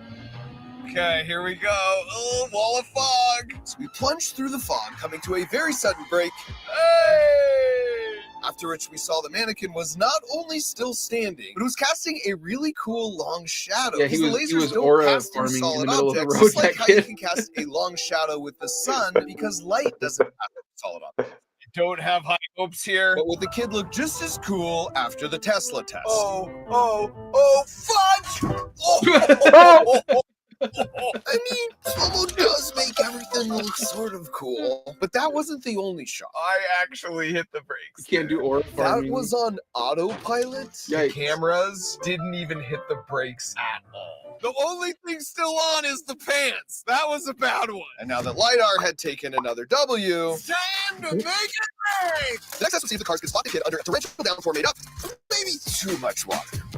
This is really interesting. See, the Tesla can this is see the crazy. kid, We'll but as do soon as it these starts days, though. raining, the kid is I just gone. wanna run And over it was kids' similar all similar in day. the LiDAR car, where you first I'm got with a it, though. clear image of the kid and the shadow. Once we started the hose, oh, you see all the Shout water out to this going. guy, Mark LiDAR Rober. might struggle. He's here. doing Okay, here God's we work go. running And over as the wall children. of water started, LiDAR seemed to not slow down at all. It's you know what's funny No. is like we were just talking about fog not that long ago, and you Yeah. were asking if there's a lot out here. I'm like, yeah, there's quite a bit. It's pretty hard to see sometimes. It's a good thing they don't sell these fucking cars all over the Bay Area, huh? Good thing, huh? The famously foggy Bay Area. W. Now I just need the rain to stop. You know, It'll be okay. Just back up. Yeah, I'll be That's fine. actually a good idea. Now the LiDAR had surprised I don't go to me. It's San time to Francisco see that if Tesla could as Yeah. well. Oh, here you go, the rain. Oh boy. Oh, no. I mean, that one he wasn't. Sadly, He's not even It that. did not. There's not that No, much I did rain. everything I could. Yeah, Yeah. he's no longer with us. So it was on to the penultimate Very- round 5, where we had 6 of the brightest lights that money could buy simulate either sunset or sunrise, or a truck in the road having its bright lights Oh, on. shit. With these lights, keep the cars from detecting the kid. Lightning trucker like test. Let's go. LiDAR can We know LiDAR's immediately going to do it. I'm not even debating worried about that. I want to see if they hit the kid. find this kid on my own. And at this point, I really doubted that the Tesla could either. But when it Oh, put to a stop, W. okay, we stopped for the kid with the bright light. A W for the Tesla. And that W meant these were the scores headed into the painted Here we brick go. wall Here's what ultimate we grand want. finale. Scientific papers have actually been This written is- on this this is, exact you know- scenario, debating theoretically what the Tesla would do. But we were here once and for all to silence all the debates with cold hard data. All right, so LiDAR is perfect, and Tesla is 3 for 5. But as far as I'm concerned at this point, We already know This LiDAR. one's the only one that matters. We already know LiDAR is fucking god tier. All right, hit it.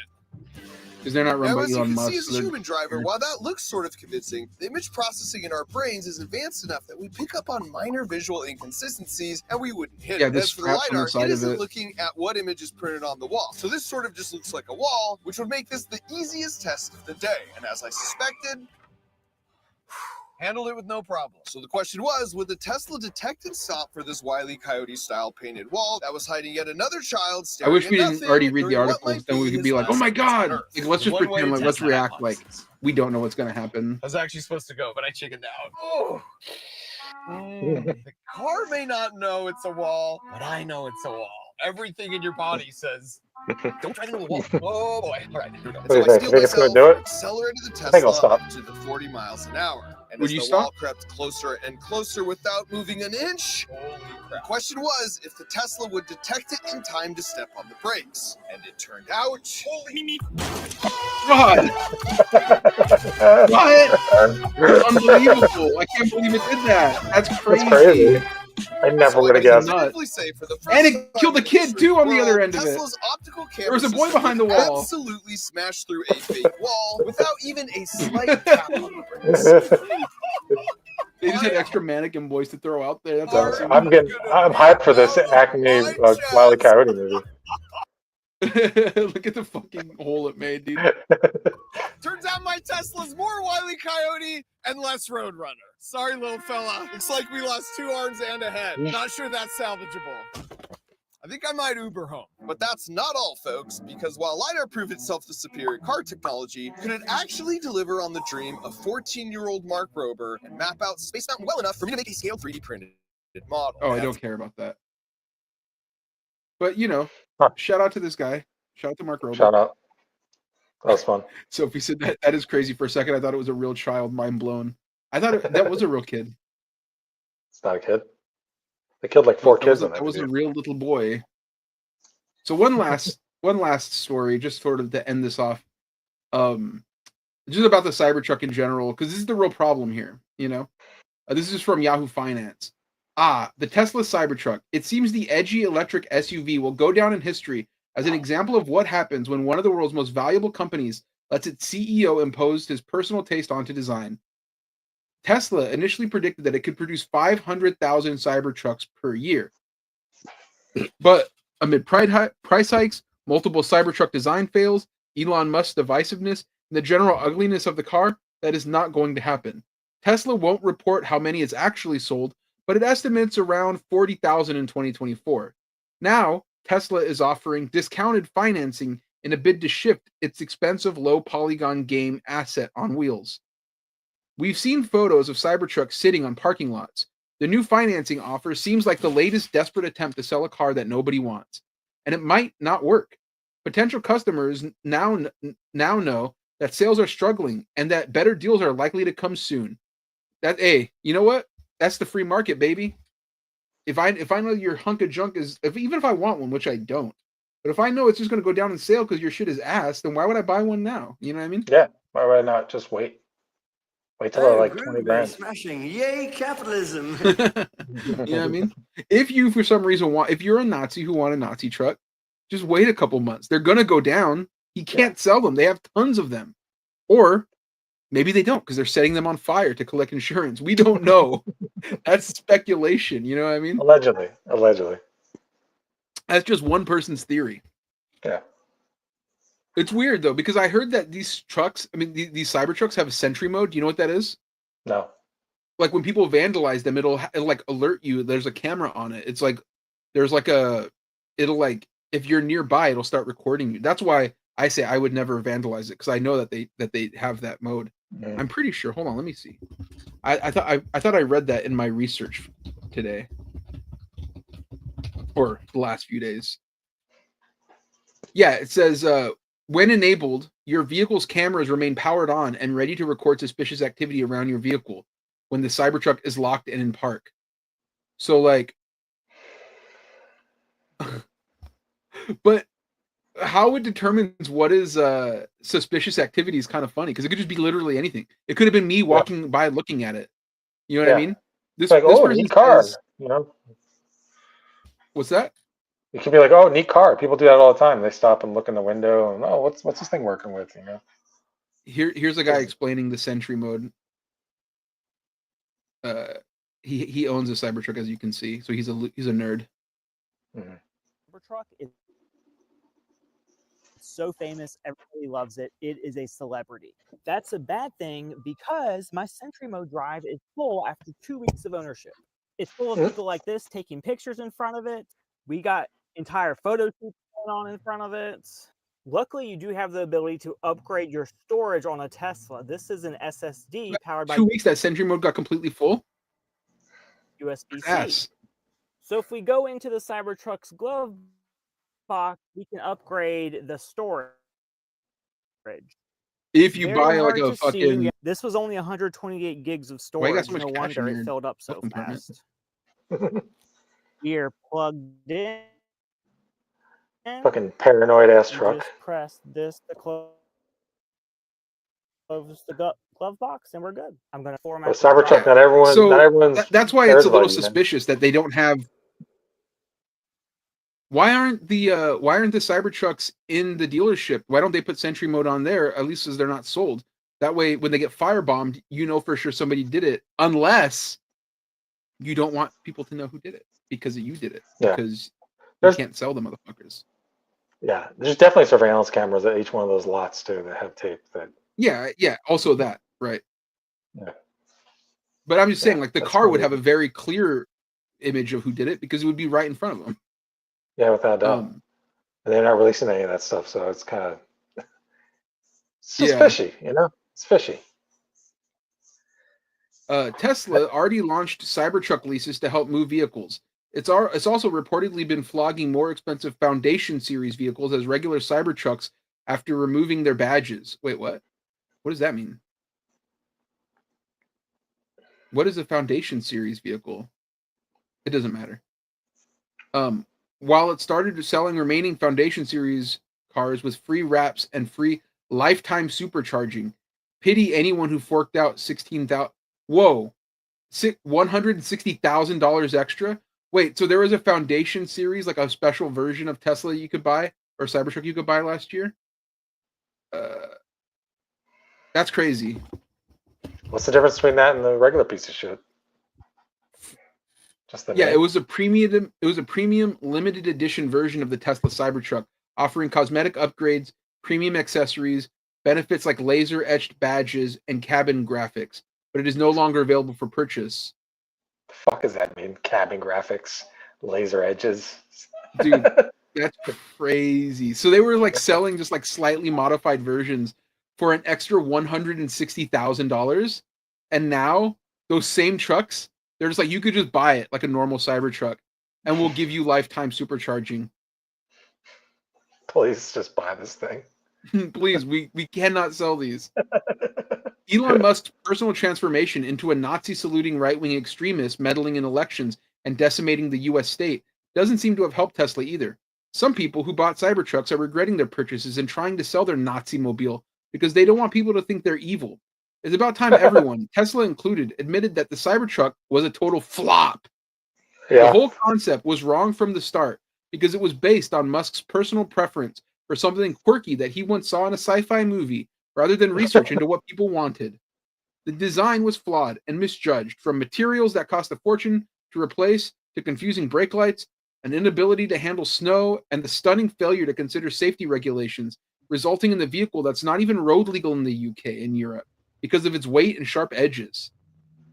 Vehicles were recalled because of an accelerator pedal getting stuck down, and drivers have had body panels fly off while driving. The dark turn in Musk's personal branding appears to have merely signed the Cybertruck's death warrant. That was from Finance. That was from Yahoo. That was Joe Foley at Yahoo Finance. Wow, they're really going in on him now. They really. I mean, I feel like we kind of cooked his ass too. You know what I mean? Yeah, totally. It's fuck Elon Musk. It's fuck the Cybertruck. We're not being political though. This is apolitical. This is. I mean, my dad was an auto mechanic, so I take automotives very seriously. So I'm just speaking as purely a mechanical standpoint. You know, they're garbage. They're garbage. Well, I don't know if I want to talk about other news. I kind of want to talk about some sports stuff. You know, not like crazy sports stuff, but I mentioned earlier on in the show that I went to Sacramento to watch the Lincoln High basketball game, right? They were playing Sierra Canyon. And in that moment, like, it was so the energy was so crazy. Because, like, here's the situation for people who don't know. I'm from Stockton, California, pretty small town. And we have a public high school called Lincoln, which is where I would have went to high school. But I thought it was filled with way too much prep kids. So I just kept taking a public bus to Manteca. And then eventually I ended up staying with my aunt when I was there. The same aunt that I went to the Warriors game with last week. But so I didn't go to Lincoln High, but that's where I was like zoned that I was supposed to go to school. But sort of like a Mighty Ducks thing where I'm like, it's not like I'm not a duck. My friends are not ducks or whatever. You know what I mean? Or no, I'm not a hawk. I'm a duck. You know, that's how I felt.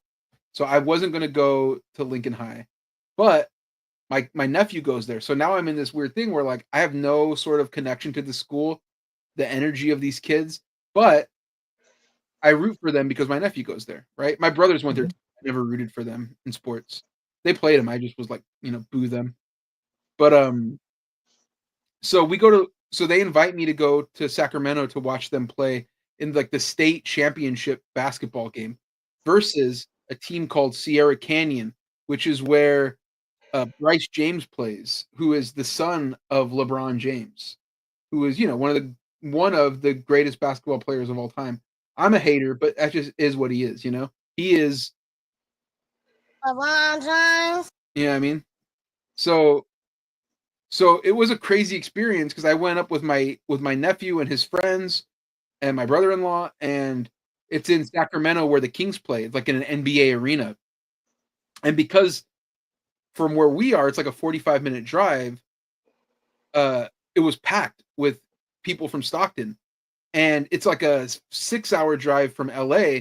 So there was like a handful of people from LA, you know, watching their like kids play basketball. But like, it's hard to like judge that against an entire arena of people wearing red because they're rooting for the other team, the home team, basically.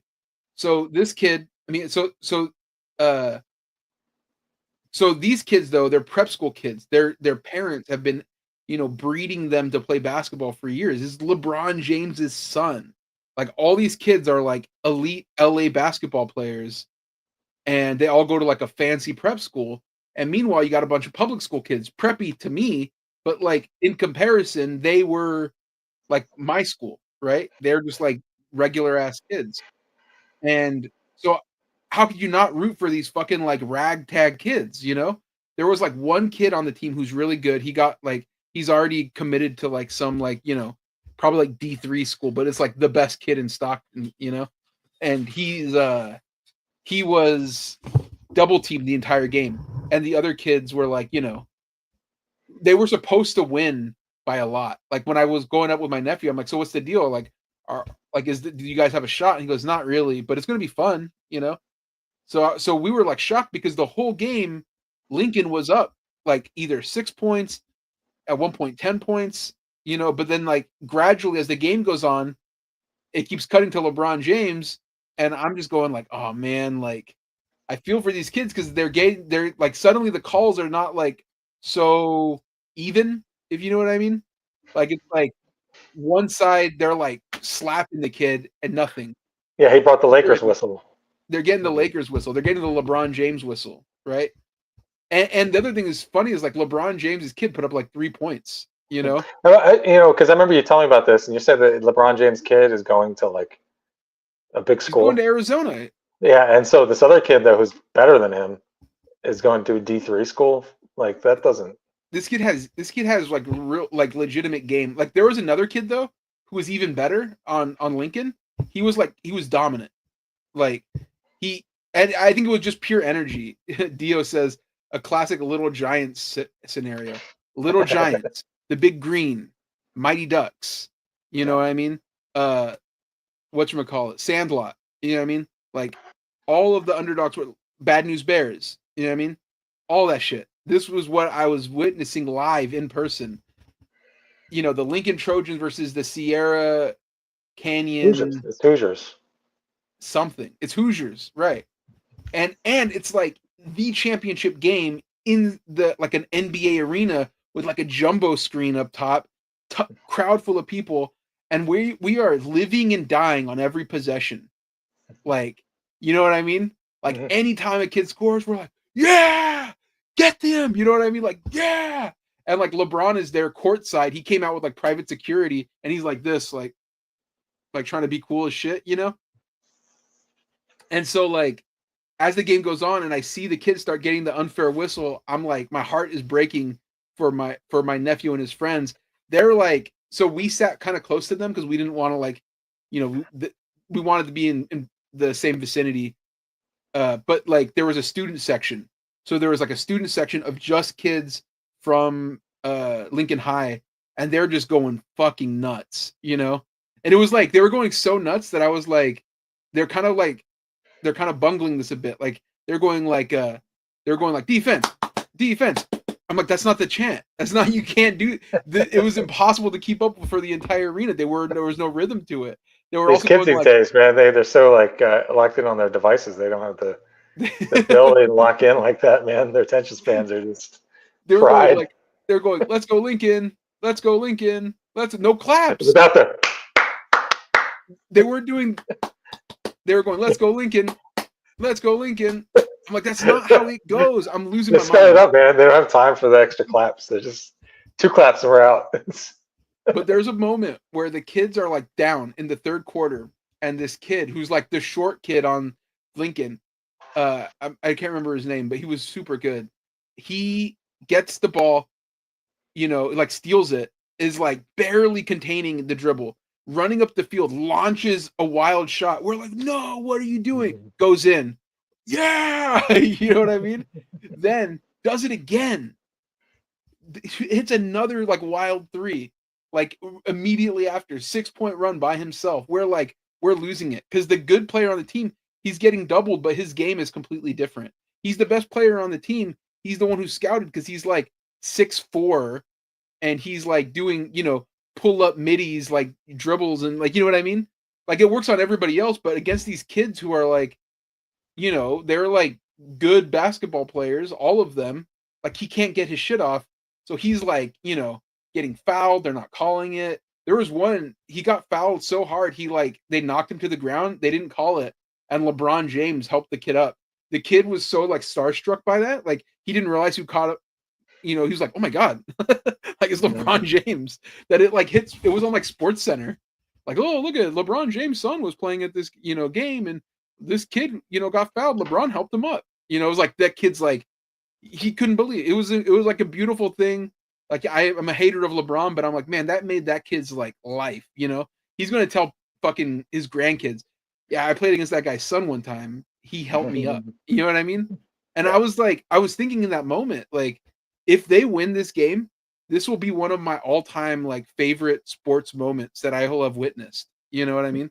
Because like it had everything. It was like a movie. You know what I mean? It was like it was so cool. The energy was so hype. The story was just so perfect, except for they fucking lost. And it was like they lost again on some bullshit, man. Like they were getting calls that I'm like you could see it on the screen, like because they were doing replays.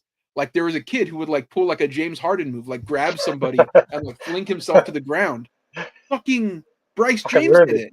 He ruined Bryce the game, James was getting boxed out. He was getting boxed out, and he grabbed the kid by the waist, pulled him onto him, and then grabbed his ankle to act hurt.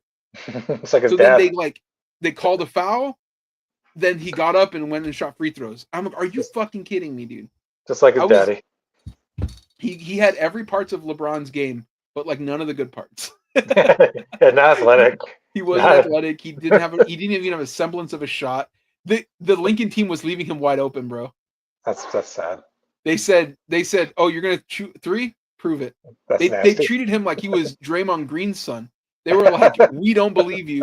Shoot that shit at all you want." He was like 0 for like 15 from beyond the arc.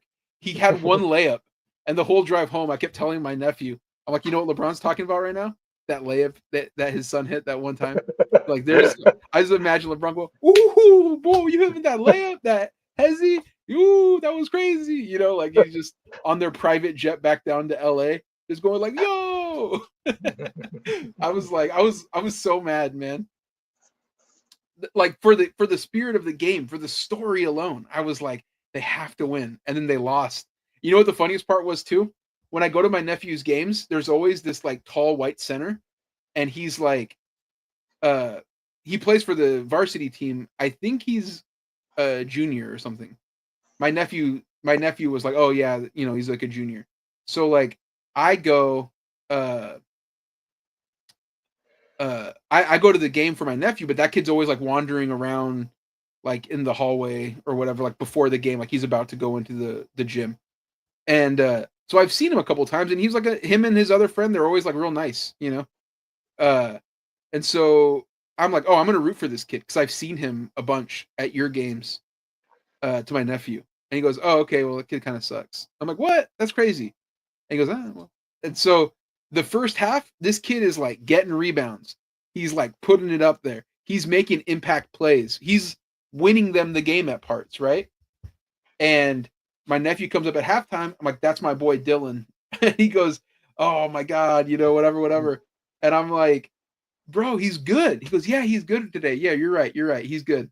My nephew's trying to play center too, you know, or like he does play center.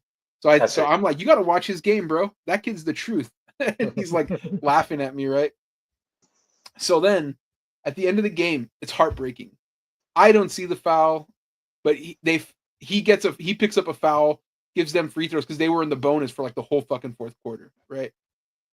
And then like he goes up, he gets fouled, they call nothing. So I'm irate.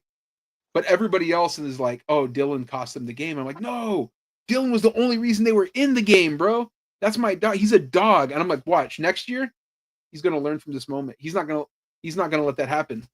So anyways, shout out to that kid, Dylan, whatever his last name is. All I remember was at the end of the thing, they gave out like trophies and medals to all the kids who participated, participation trophies. But they, you know, they wanted to celebrate the kids who made it that far. So they called up everybody's name, and the arena clapped for them. When they called Dylan's name, I started clapping. Yeah, Dylan, my guy, right? My nephew starts like clapping just out of politeness, and his friend that was with us, she grabs his hand and be like, "Don't clap for him." And I'm like, "Yo, why not?" Like on the way back, I'm like, "Yo, why'd you tell him not to clap for my guy?" And she was like, "How's that your guy?" I'm like, I saw him one time, so that's my guy now." And she was like, "Nah, his dad's weird." And I was like, "What do you mean his dad's weird?" It's like, he's the PE teacher. He's weird with girls. Oh, And I was don't like, that's even. crazy. Yeah. I'm like, Yeah. first of all, you cannot sins of the father. You know what I mean? You can't Also, judge. allegedly. You You know. can't judge for the sins of the father. Like, even if he is, you can't say, oh, Dylan is weird, whatever. Yeah, that's not on him. That's not on him. Second of all, every high school PE teacher is weird with girls. You know what I mean? That's time eternal. That's just like that's like drawing on somebody's dirty car, dude. That's just like a classic Yeah. bit. You're a PE teacher, you're likely weird with girls Yeah. or guys, whatever. We don't discriminate. Because I just read a story about a woman coach who like had sex with a male student. You know, we so have. like I told it you goes we had both him in my ways. high school. It goes both ways. So We had a big case in my high school with the athletic director and football coach. we talked about this because I told we Yeah. were talking about this the other day, and we had the same thing. Or like not with that, but like I was explaining to the kids. I was like, dude, when I was in high school in 2001, one of my PE teachers got arrested because he was like he met a girl on AIM and he was talking with her on AIM and was like, we got to meet up, blah blah blah. They were in love, he said. He was like in his 30s. He's like my age now, which trips me out to think about. You know what I mean? Like I'm as old as that fucking creep PE teacher was. But he met her up. The mom had seen all the messages, called the police on them because he had like taken her to a hotel or something, and then he got arrested. But what was crazy was everybody heard about it. Then we all went to school and we were like, oh, did you hear that PE teacher got arrested? And we all thought it was the other PE teacher because they're all like that, dude. We were like, damn, that's crazy. Jacobs got arrested. And they're like, no, it was Schroeder. We're like, what? Schroeder got arrested? I thought it was Jacobs. Shit don't change, dude. No, it don't. Creeps are creeps. Yeah. We also went by a Taco Bell. We got they had a Taco Bell cantina over there in Sacramento, downtown Sacramento. So the kids were like, can we eat here? And we're like, all right. Me and my brother-in-law were like, okay, let's do it. So I got this like a chicken taco because I don't even eat Taco Bell because I used to like that meat in there, that fake meat. Mm-hmm. And it turned like when I stopped eating red meat, even though it's fake, I still don't eat it, Yeah. Just in case it's like partially beef. I don't want to put it into my system. Yeah. I used to fuck with that Mexican pizza though. I used to love that thing. Oh, dude. Everything at Taco Bell was fucking heat, dude. Yeah. If they were like we have a place out here called Del Taco. They had turkey meat for the longest. And I'm like, shit's so fucking good. And then they switched it to Impossible meat. Like Impossible burgers and stuff. Mm-hmm. Not or no, Beyond. It was Beyond. Not the same. It was too like sweet. It cost way more. I was like, I can't do this anymore. Mm-hmm. My boy Dio says Taco Bell purple soft serve is elite. I don't think we have that out here. Soft serve ice cream? That sounds like some like. I think he's talking about the meat. Is he talking about the meat? And the meat's like purple. Oh, okay. Yeah, well then, yes. Like before they cook it. It's like you know what's funny?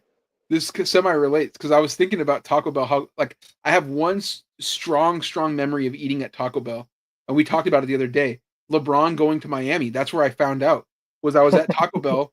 Like me and my friend at the time, we used to have this like ritual where we go get comics, then we go to Taco Bell, read the comics, then go home. Right. So we were at Taco Bell, and I get a message from my friend going like, "Damn, LeBron to Miami," and I was like, "What?" I was like, I can't believe Rock this. the world, baby. Not one, not two, not three, not four. So, I hope. Do we have time? Like, I wanted to. Speaking of sports moments, do you want to talk about your sports moments? Can if you want. Yeah, I'm down. I just don't want to. I don't want to keep you too long if you have to go eat right now. It's like it's already 8:20. Yeah. I can go through these real quick. Okay, yeah. So this is because me and Tony read a list on Ringer called the top 100 sports moments of the last 25 years, right? And we were going through it, and it was like, LeBron going to Miami was like one of the top ones, and we were both just sharing like where we were at the time. Like part of that list was like you remember where you were when you watched it, and I was thinking about how like that moment that I shared earlier, that would have been like my thing if it didn't end in calamity. But I asked Tony to come up with his 5 because it's like I have some, but they're like not that special. mine. You know, and they're a little recency bias, but you have an incredible sports memory. Yeah. So And, like I was I've like, been I to a want lot to of know games. yours. Yeah. I want to know okay. your top 5 sports moments. So I'll let's go hear from 5, going in ascending order. So number 5 is personal. When I was in high school, I played high school football, and we played against a team called Glade Central, and their team was full of talent. A bunch of guys who went to the NFL, some guys who played college ball. One guy named Rodell Anthony who went to Florida and played in the NFL, and then their running back was a guy named Fred Taylor, who is the 10th all-time leading rusher in NFL history. Oh shit! And he was a year behind me, and he was returning kicks, Did and you I was bully on. him? I was a flyer on kick coverage, and I had to beat on him, and he was returning a kick, and he wasn't looking at me. So I ran down, and they teach you to like do a breakdown stance before you tackle, so you got your head up so you don't break your neck. Yeah. So I'm like, all right, I got this dude. He's like looking the other way. I've got a beat on him. I'm booking it. And as soon as I get to him, I break down and go to like tackle him like this. And he immediately just like turns, lowers his shoulder, and just does one of these. And I fucking like repelled off of him like a fucking a rubber ball off of a wall. That was the moment, you getting owned. Yeah, me getting owned. But you learned a lesson. That's the difference, right? Yeah, I learned I'm not built like that. This is not for me. This is how these motherfuckers are out here. But that's cool. That's what I wanted, because like that would have been in mine. Like like my nephew, that game that I went to with my nephew. So my 4th one is I was in New York City in 2002, and I went to Yankee Stadium, the old Yankee Stadium, to watch the Yankees and Red Sox play, because Roger Clemens was pitching for the Yankees, and he was going for some milestone victory. I don't know if it was 300 or what it was. And I went there with my buddy Sean. We were staying up in New York for the week. He was my roommate. He's from Maine. He's a real masshole with the accent. He loved the Red Sox. And we were staying with our buddy Steve, who lived in the Upper West Side, who's a Yankee fan. And we went to the game together. And Sean and I wore Red Sox gear on the subway. And I got the dirtiest, nastiest looks. But everyone was super chill. No one really started anything. But you could tell, they're giving me that look you gave the Tesla guy, like, And the Red Sox won. It was just a fun experience just to be at old Yankee Stadium. It was just really cool, just to think like, damn, Babe Ruth played here. Like, that's crazy. My 3rd is when I was in high school, the Marlins were brand new, and we skipped school during their opening homestand and went to one of the games. Me and my buddy Greg and my other buddy Mateo, and that was just memorable because it was like a day game. It's the first time I'd ever been to like a day like Major League Professional Baseball game, because we didn't have the Marlins up until then. So it was just kind of fun to go, and the Marlins won. And their pitcher was Charlie Huff, who was like a 45-year-old knuckleballer. So I thought that was kind of cool to see a knuckleballer in person. Look weird. Yeah, it looked weird, but it was fun. So like going to live games is such a cool thing, and I didn't know that until I went to them, because I always assume like, well, like I could see it better on my TV, like what's the difference really?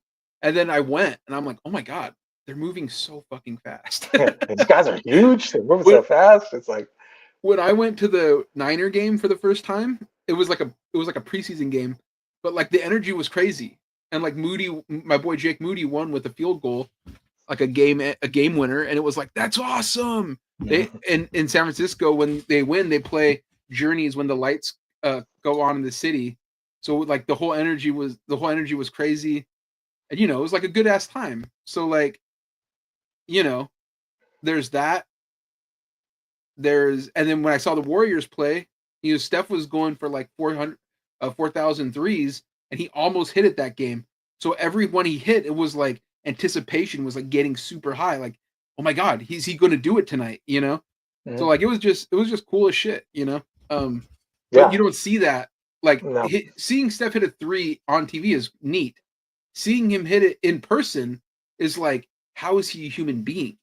You know what I mean? It's like insane, dude. But go on. So my second one is kind of like, I didn't have any. I had to have some basketball stuff on this list, and there's so many because like when I was little, my dad took me to a couple of Heat games during their first season. Was Ronnie Cycli, and I must have been like 12 or 13. I just thought it was so cool. Ronnie. Yeah, and then we sat like tickets were kind of cheap, and back then it was like I just felt closer. You felt closer to the players, you know. Yeah. And just being a little kid, seeing people who are like, you know, almost 7 feet tall in person is nuts. Blew my fucking mind. But and then also the Heat's first title when they won it, I was at my dad's house. We watched it together, and that's always a nice moment. But I have to say, my most popular or not popular, my favorite basketball moment was in 8th grade or ninth. Yeah, it was 8th grade. I saw Omar Perry dunk a basketball, and that was the first time I'd seen somebody dunk a basketball in person. And it was one of my friends who like I was in school with, and he could just jump through the roof.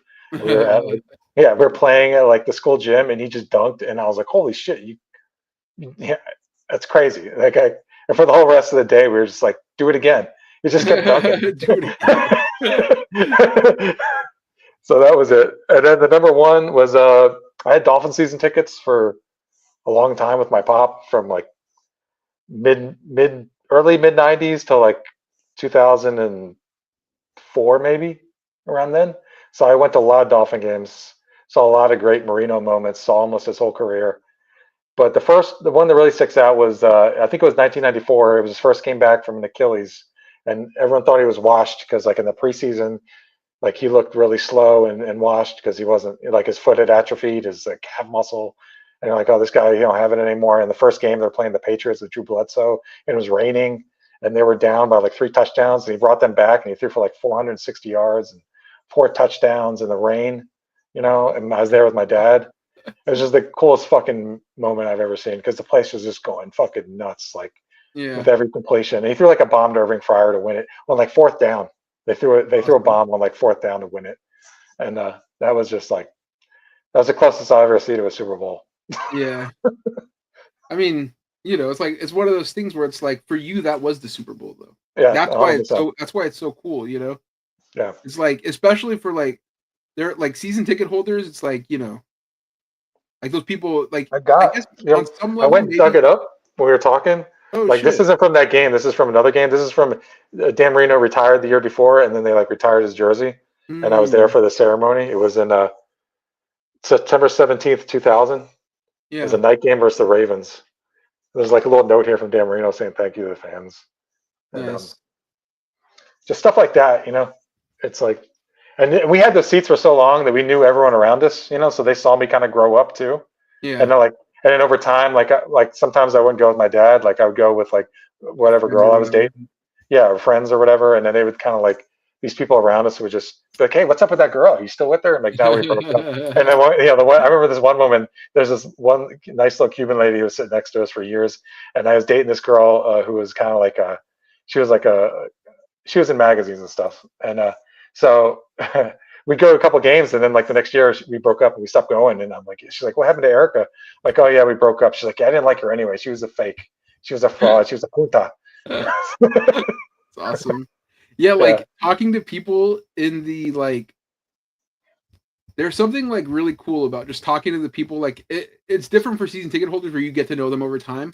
But even like when I go to a game and I just drop in and I'm just like talking to people, like it's so fucking nice to like just engage with people in like a very pure, like just fan way. You know what I mean? Mm-hmm. Like, I went to this one game, the Niner game that I went to last was like the one that was like the hottest game on record. They blew it, you know?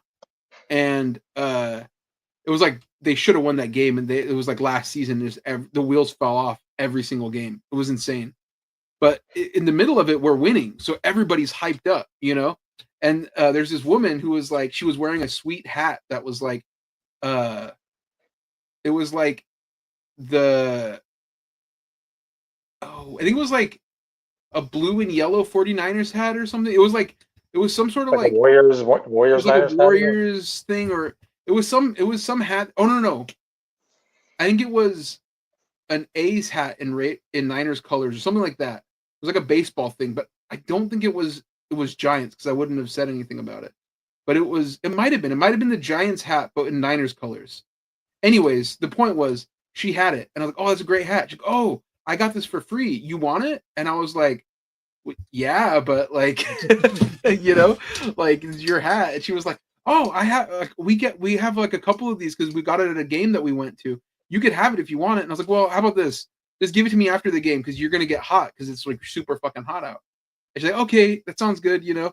And then like everybody was so bummed by the end, it was just like, all right, never mind. Didn't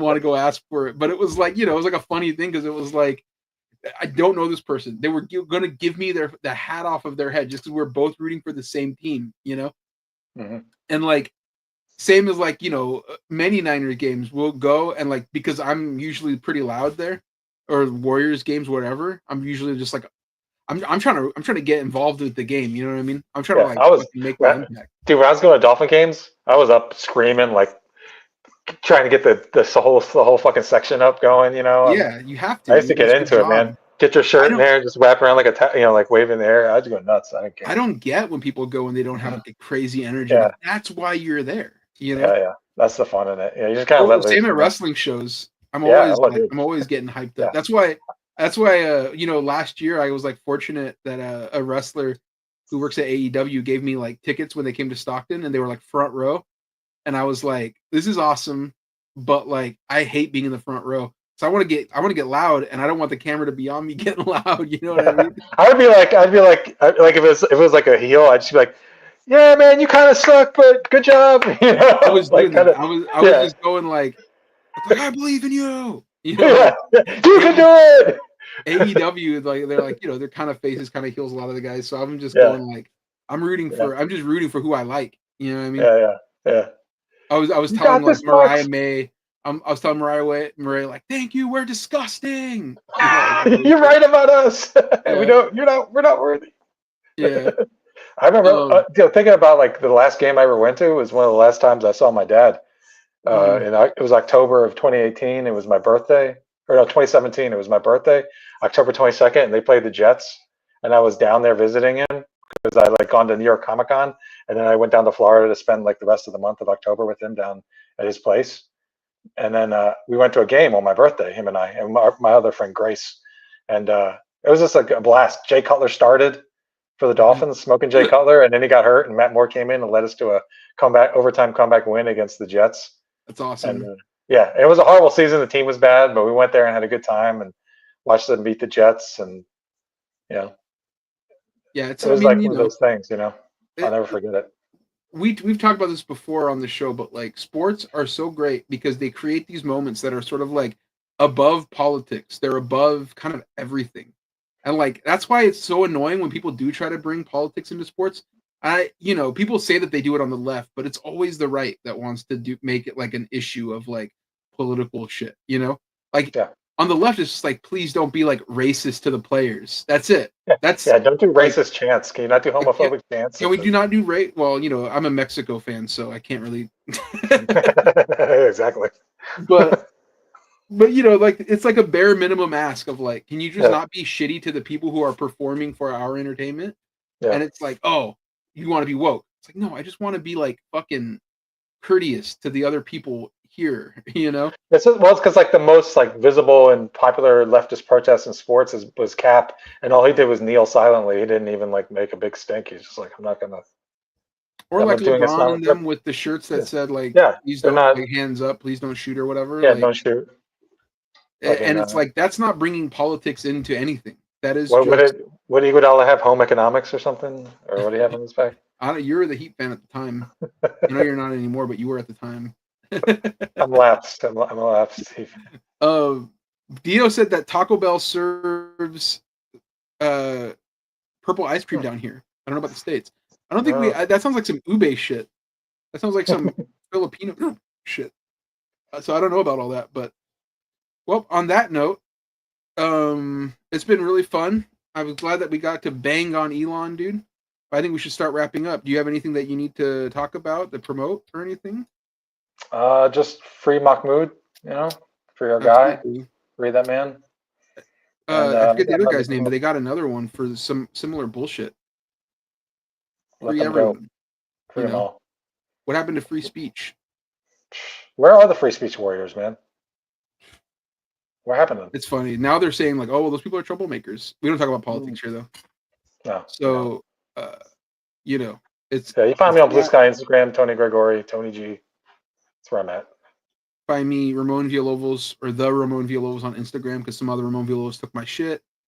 You could... I need to remember to go back and put our links in the videos because I haven't been doing it because I'm like, I'll do it later and I forget. But I need to put our links because you can go to patreon.com/mexflintayo. You know, if you want to help support the show, you don't have to, you know, but if you want to throw us $1 or whatever for, you know, that's always appreciated. And thank you for joining us. That's most importantly of everything. Thank you for watching the show. We want to keep this going. We want to keep, you know, providing a outlet to just talk about shit without feeling too heavy. Yeah. And you know, I think community is very important. So that's what we're trying to do here. So thank you very much for being a part of the community. And I hope you have a good weekend. You have a good rest of the week. And we'll see you next take care. Thursday. Peace. And